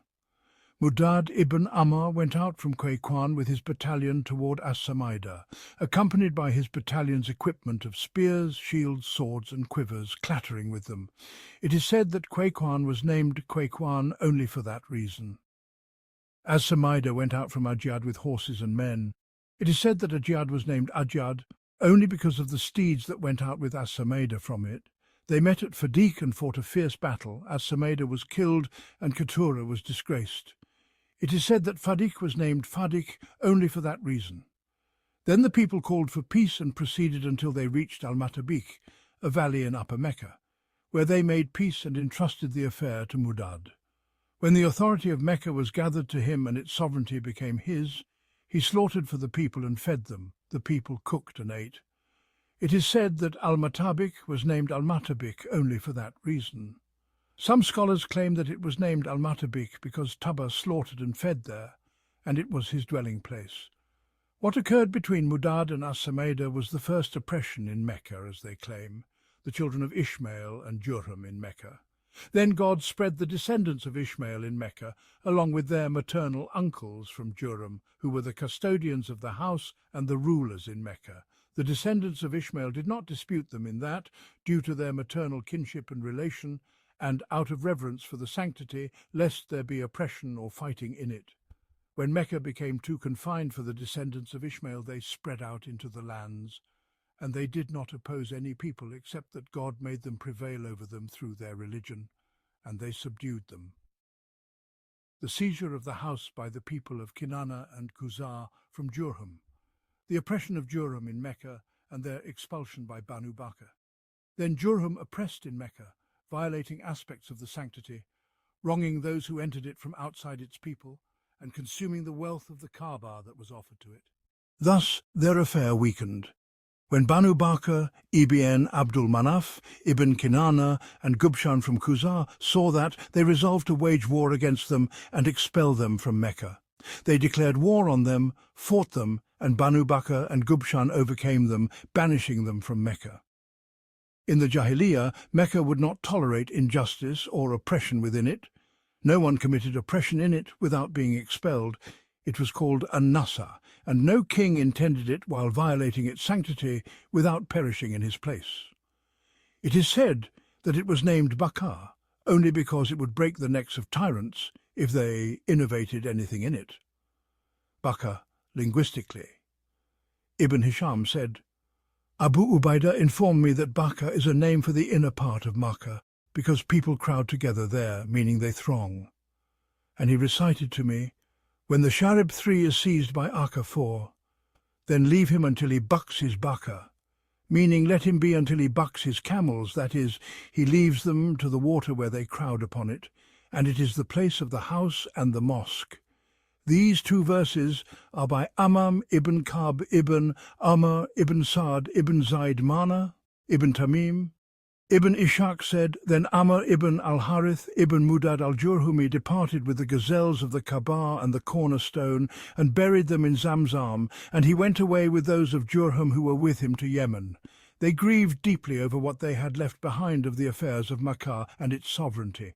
So Amr ibn al-Harith ibn Amr 5 ibn Mudad said concerning that 6, and he is not Mudad the elder, and a woman saying while tears flow swiftly, and the eye sockets are choked with tears from her, as if there had never been, between Al-Hajjun one and a Safar, any companion nor any evening converser in Makkah. So I said to her, while my heart was as if a bird were fluttering it between the two sides, indeed, we were its people, but we were removed by the vicissitudes of nights and the harsh fortunes. We were the guardians of the house after Nabit. We circumambulate that house while goodness is manifest for. And we inherited the house after Nabit with might, so that the numerous one finds no favour with us. We ruled and strengthened, so how great was our rule! No other tribe there has a boast like ours. Did you not marry from the best person, 5, you knew 6. So his sons are from us, and we are the in-laws. If the world turns against us in its state, it has a state, and in it there is contention. The sovereign brought us out from it by power. Thus, O people, do the decrees run. I say, when the carefree sleeps and I do not sleep, to the throne, may Suhail and Amir not be far, and I was replaced in it by faces I do not like, tribes from it, Himyar and Uhabir, 7. We became mere tales, though we were envied. By that the passing years have bitten us, so the tears of the eye flow, weeping for a land, in which is a sacred precinct secure, and in it the holy sites, 8. And it weeps for a house whose doves are not harmed. It remains there in safety, and in it the birds, 9. And in it wild animals that are not approached familiarly. If they go out from it, they do not leave behind. Ibn Hisham said, his saying, so his sons are from us, is from other than Ibn Ishḥāq. Ibn Ishḥāq said, and Amr ibn al-Harith also said, mentioning Bakr and Gubshan and the inhabitants of Makkah who succeeded them there after them, O people, travel for your end. One is that you become one day unable to travel. Urge on the riding beasts and loosen their reins before death, and fulfill what you must fulfill. We were a people as you are, but time changed us. So you will be as we were too. Ibn Hisham said, this is what is authentic from it for him. And some people of knowledge in poetry told me that these verses are the first poetry said among the Arabs, and that they were found written on a stone in Yemen. But he did not name its author for me, 3. The monopoly of a group from Khuza'ah over the guardianship of the house, Ibn Ishḥāq said, then Gubshan from Khuza'ah took over the house, excluding Banu Bakr ibn Abdmana, and the one who oversaw it from them was Amr ibn al-Harith al-Gubshani, while Quraysh at that time were scattered groups 1 and households dispersed among their people from Banu Kinana. So Khuza'ah assumed the guardianship of the house, inheriting it from father to father, until the last of them was Hulayl ibn Habashiyah ibn Salul ibn Kab ibn Amr al-Khuzai. Ibn Hisham said, it is said Hubshiyah ibn Salul, the marriage of Qusay ibn Kilab to Hubba bint Hulayl, the children of Qusay. Ibn Ishḥāq said, then Qusay ibn Kilab proposed to Hulayl ibn Hubshiyah for his daughter Hubba, and Hulayl favoured him and married her to him. She bore him Abd ad-Dar, Abd Manaf, Abd al-Uzza and Abd. When the children of Qusay grew numerous, his wealth increased, and his honour became great. Hulayl died. Qusay's assumption of the affairs of the house and the support of Riza for him. Qusay saw that he was more entitled to the Kaaba and the affairs of Makkah than Khuza'ah and Banu Bakr, and that Quraysh were the choice too of Ismail ibn Ibrahim and his pure descendants. So he spoke to men from Quraysh and Banu Kinana and called them to expel Khuza'ah and Banu Bakr from Makkah, and they responded to him. Rabi'ah ibn Haram from 1, Udra ibn Sa'd ibn Zayd had come to Makkah after the death of Kilab, and married Fatima bint Sa'd ibn Sayal, while Zuhra was then a man and Qusay was a weaned child. He took her to his land, carrying Qusay with her, and he kept Zuhra. She bore Riza for Rabi'ah. When Qusay reached manhood and became a man, he came to Makkah and stayed there. When his people responded to him for what he called them to, he wrote to his maternal brother, Riza ibn Rabi'ah, calling him to his support and to stand with him. So Riza ibn Rabi'ah went out with his brothers, Hun ibn Rabi'ah, Mahmud ibn Rabi'ah, and Julhuma ibn Rabi'ah, who were not from Fatima, along with those from Quda'ah who followed them among the Arab pilgrims intending to support Qusay. Quza'a claims that Hulayl ibn Hubshiyah bequeathed that to Qusay and ordered him with it when his offspring from his daughter became numerous as they did. He said, "You are more entitled to the Kaaba and to overseeing it and the affairs of Makkah than Quza'a." So at that point, Qusay sought what he sought. We have not heard that from others. 3. So God knows best which of that was. What Al-Ghawth ibn Mur oversaw of granting permission to people for Hajj Al-Ghawth ibn Mur ibn Ad ibn Tabika, Ibn Ilyas ibn Muda used to oversee the granting of permission, one to people for Hajj from 2 Arafah and his descendants after him, and they were called Sufa. 3. Al-Ghawth ibn Mur assumed that because his mother was a woman from Jurum and she was barren, so she vowed to God that if she bore a male, she would give him in charity to the Kaaba as a servant for it, to serve it and oversee it. She bore Al-Ghawth, so he served the Kaaba in the early times with his maternal uncles from Jurhum. Thus he oversaw the permission for people from Arafah due to his position with the Kaaba and his descendants after him until they perished. 4. Mur ibn Ad said, fulfilling his mother's vow, "Indeed, I have made the Lord of my people a devotee at exalted Makkah. So bless him for me, O my God." 5. And make him for me among the righteous creation. And Al-Ghawth ibn Mur, as they claimed, when he departed with the people, would say, "No concern, indeed I am following a following." 6. If there is sin, then upon Quda'a. 7. Ibn Ishḥāq said, Yahya 1 ibn Abd ibn Abdallah ibn Az-Zubayr narrated to me from his father, Abad. 2. He said, Sufa and the throwing of the pebbles. Sufa used to depart with the people from Arafah and grant them permission when they departed from Mina. When the day of departure came, they would come for throwing the pebbles, and a man from Sufa would throw for the people. They would not throw until he threw 3. Those with urgent needs who were in haste would come to him and say, "Get up and throw so we can throw with you." He would say, "No, by God, not until the sun declines." So those with needs who desired haste would pelt him with stones and urge him with that, saying to him, "Woe to you, get up and throw." But he would refuse them, until when the sun declined, he would stand and throw, and the people would throw with him. The assumption by Banu Sa'd of the affairs of the house after Sufa. Ibn Ishḥāq said, when they finished throwing the pebbles and wanted to depart from Mina, Sufa would take hold of the 2 sides of the pass and detain the people, saying, "Grant permission to Sufa," so no one from the people would pass until they had gone. When Sufa departed and proceeded, the way was cleared for the people, and they went after them. They continued like that until they perished, and Banu Sa'd ibn Zayd Mana ibn Tamim 5 inherited that from them afterward at Al-Qudud 4, and it was among Banu Sa'd in the family of Safwan ibn al-Harith ibn Shijna. The lineage of Safwan ibn Hisham said, Safwan ibn Junab ibn Shijna ibn Utarid ibn Auf ibn Kab ibn Sa'd ibn Zayd Mana ibn Tamim. Safwan and Karib and the authorization in the Hajj. Ibn Ishḥāq said, Safwan was the one who would authorize the people for the Hajj from Arafah, then his descendants after him, until the last of them upon whom Islam arose was Karib ibn Safwan. And Aus ibn Tamim ibn Magra al-Sadi said, the people will not depart as long as they perform Hajj to their Arafah, until it is said, authorize, O family of Safwan. Ibn Hisham said, this verse is in a poem by Aus ibn Magra. What Adnan had regarding the departure from al-Muzdalifah, the poetry of Du al-Isba regarding their departure with the people. As for the saying of Du al-Isba, al-Adwani, whose name is Hurthan, from Adwan ibn Amr, and he was called Du al-Isba because he had a finger which he cut off. O excuser of the tribe from Adwan, they were the serpent of the earth, some of them sought oppression unjustly. So he did not spare upon some. And from them were the lords, and those who fulfill the repayment, and from them is he who authorizes the people, with the sunnah and the obligation. And from them a judge who decrees, and what he decrees is not overturned, Abu Sayyara and his departure with the people.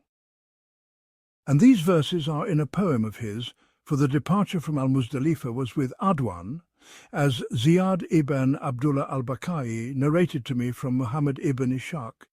They inherited that one after another, until the last of them upon whom Islam arose was Abu Sayyara, Umayla ibn al-Azal.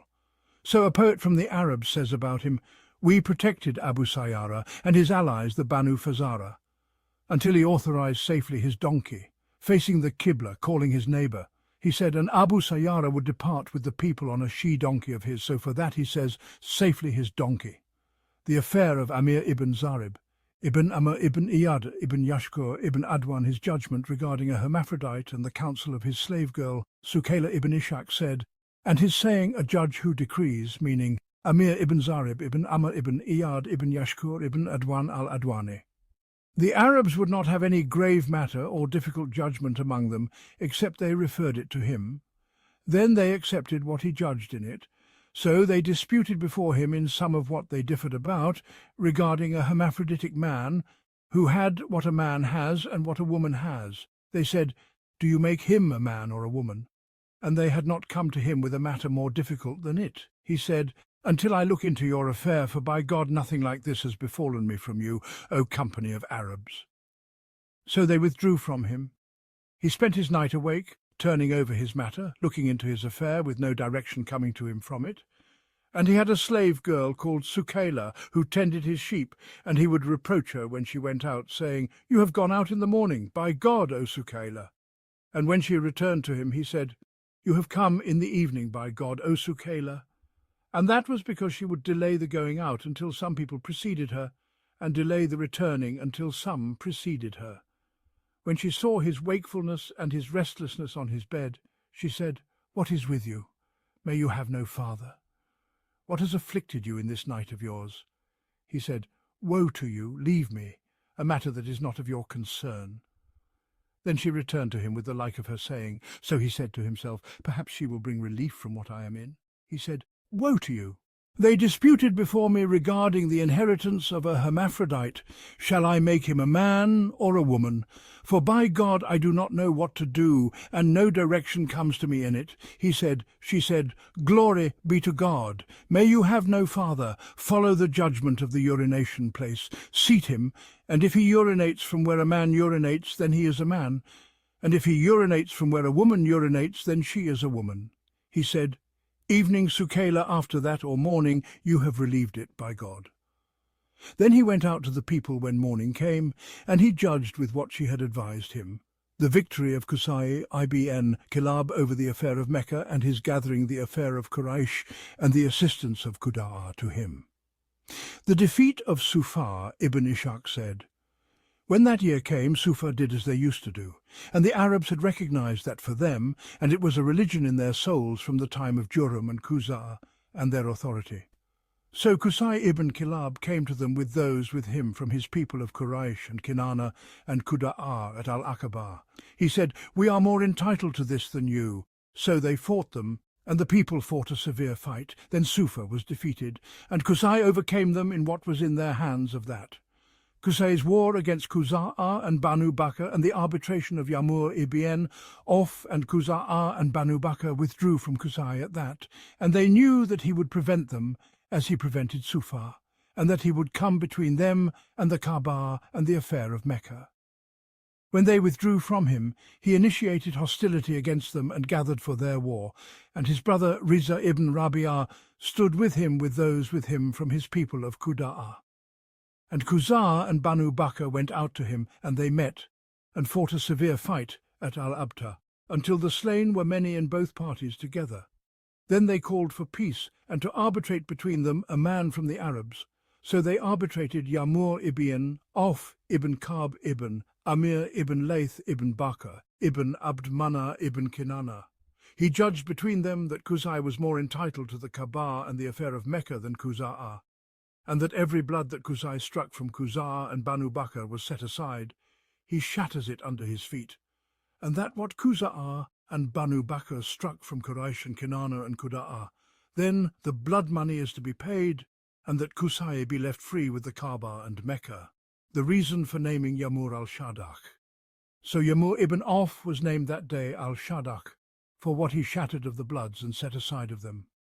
Ibn Hisham said, and it is said, al-Shudaq, Qusay as Amir over Mecca, and the reason for his being named Mujami. Ibn Ishaq said, so Qusay took charge of the house and the affair of Mecca, and gathered his people from their dwellings to Mecca, and ruled over his people and the people of Mecca, so they made him king. Except that he confirmed for the Arabs what they were upon, and that was because he saw it as a religion in his soul that should not be changed. So he confirmed the family of Safwan and Adwan, and the postponement and Murra ibn off upon what they were upon, until Islam came and God demolished all of that by it. So Qusay was the first of the Banu Ka'b ibn Lu'ay who attained kingship by which his people obeyed him, so to him belonged the guardianship and the watering and the provisioning and the assembly and the banner. He gathered all the nobility of Mecca, and he divided Mecca into quarters among his people. So he settled every people of Quraysh in their dwellings in Mecca, which they are upon until now.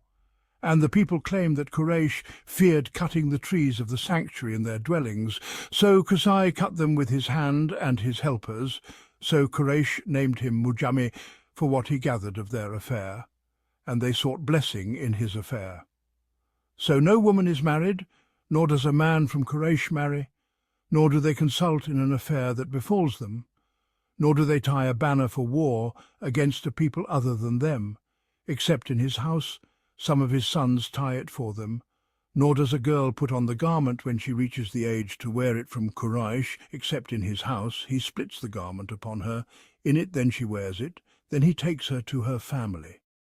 So his affair among his people of Quraysh in his life and after his death was like the followed religion, nothing else is acted upon. And he took for himself the house of the assembly, and made its door to the mosque of the Kaaba. So in it Quraysh would decide their affairs. Ibn Hisham said, and the poet said, Qusay, by my life, was called Mujami. Through him God gathered the tribes from fear. Ibn Ishḥāq said, Abd al-Malik ibn Rashid related to me from his father, who said, I heard as Sa'ib ibn Kabab, the keeper of the enclosure, relating that he heard a man narrating to Umar ibn al-Khattab, while he was caliph, the story of Qusay ibn Kilab and what he gathered concerning the affairs of his people, his expulsion of Quza'a and Banu Bakr from Mecca, and his assumption of authority over the house and the affairs of Mecca, and he did not refute it nor deny it. Poetry of Riza in his support of Qusay and Qusay's response. Ibn Ishḥāq said, when Qusay had finished his war, his brother Riza ibn Rabi'a departed to his land with those of his people who were with him. And Riza said, in response to Qusay's call, when a messenger came from Qusay, the messenger said, answer the close kin. We set out to him, leading the steeds, casting off from us the weary and heavy. We travel by them through the night until dawn, and we press on through the day, lest we halt. They are swift like flocks of sandgrouse, responding to us from Qusay's messenger. We gathered from the valley of Ashmadain, and from every tribe we gathered a host. Oh, what a troop! What a night it was, exceeding 1,000 in steady flowing march. When we passed by Asjad and descended from Mustanaq a path, and we crossed the flank of Warikan and passed the Arj, a settled folk. We passed over the hill without tasting it, and endured from Ma a long night. We draw near the young of the mares, their foals, intending that they might steal a neigh. When we reached Mecca, we scattered the men, tribe by tribe. We alternate with them, then the edge of swords, and in every return we seize the wits. We bake them with the hardness of eagles, the baking of the strong, the mighty, the lowly. We slew Quza'a in their abode, and Bakr we slew group after group. We drove them from the land of the king, as they do not settle in easy lands. Their captives became in iron chains, and from every tribe we quenched our thirst for revenge. And Thalaba ibn Abdallah ibn Dubian ibn al-Harith ibn Sa'd Hudhaym al-Khudai said concerning that affair of Qusay, when he called them and they responded, we brought the horses lean and racing from the crests of Al-Jinab to the lowlands of Tehama, and we met from the desert in a vast barren plain. As for Sufa the effeminate, they abandoned their dwellings, fearing the clash. And the sons of Ali stood when they saw us, to their swords like camels in rut. And Qusay ibn Kilab said, I am the son of the protectors, the Banu Lu'ay. In Mecca is my home, and there I was raised, to the valley bottom. Ma'ad knows it well, and its pastures I am content with it, content. I am not for any oppressor, unless they settle therein, the offspring of Qaidar and An-Nabit. Rizah is my support, and by him I am named. I fear no wrong as long as I live. What was between Rizah and Nard and Hautaka, and Qusay's poetry concerning it? When Rizah ibn Rabi'ah had settled in his land, God spread them and made them flourish. So they are the two branches of Udra today. And there had been something between Rizah ibn Rabi'ah when he came to his land and Nard ibn Zayd and Hautaka ibn Aslam, and they are two clans of Quda'ah. So he frightened them until they joined Yemen and were expelled from the lands of Quda'ah, and they are in Yemen today. Qusay ibn Kilab said, and he loved Quda'ah and their growth and gathering in their lands, because of the kinship between him and Rizah, and because of their good service to him when they responded to his call for aid, and he disliked what Rizah had done to them. Hark! A message to Rizah from me. Indeed, I blame you for two things. I blame you for Banu Nard ibn Zayd, as you scattered them between them and me, and Hautaka ibn Aslam. Indeed, a people who suffered evil have caused me suffering. Ibn Hisham said, these verses are also attributed to Zuhair ibn Janab al-Kalbi, what Qusay preferred for Abd ad-Dar. Ibn Ishḥāq said, when Qusay grew old and his bones weakened, and Abd ad-Dar was his firstborn, while Abd Manaf had become honoured in his father's time and had gone every way, and Abd al-Uzza and Abd, Qusay said to Abd ad-Dar, by God, O my son, I shall surely attach you to the people, even if they have been honoured above you. No man of them shall enter the Kaaba until you open it for him, nor shall any tie for Quraysh a banner for their war except you with your hand, nor shall any drink in Mecca except from your watering, nor shall any of the people of the season eat food except from your food, nor shall Quraysh decide any of their affairs except in your house. So he gave him his house, the house of assembly, in which Quraysh would not decide any of their affairs except therein, and he gave him the custodianship, the banner, the watering, and the provisioning.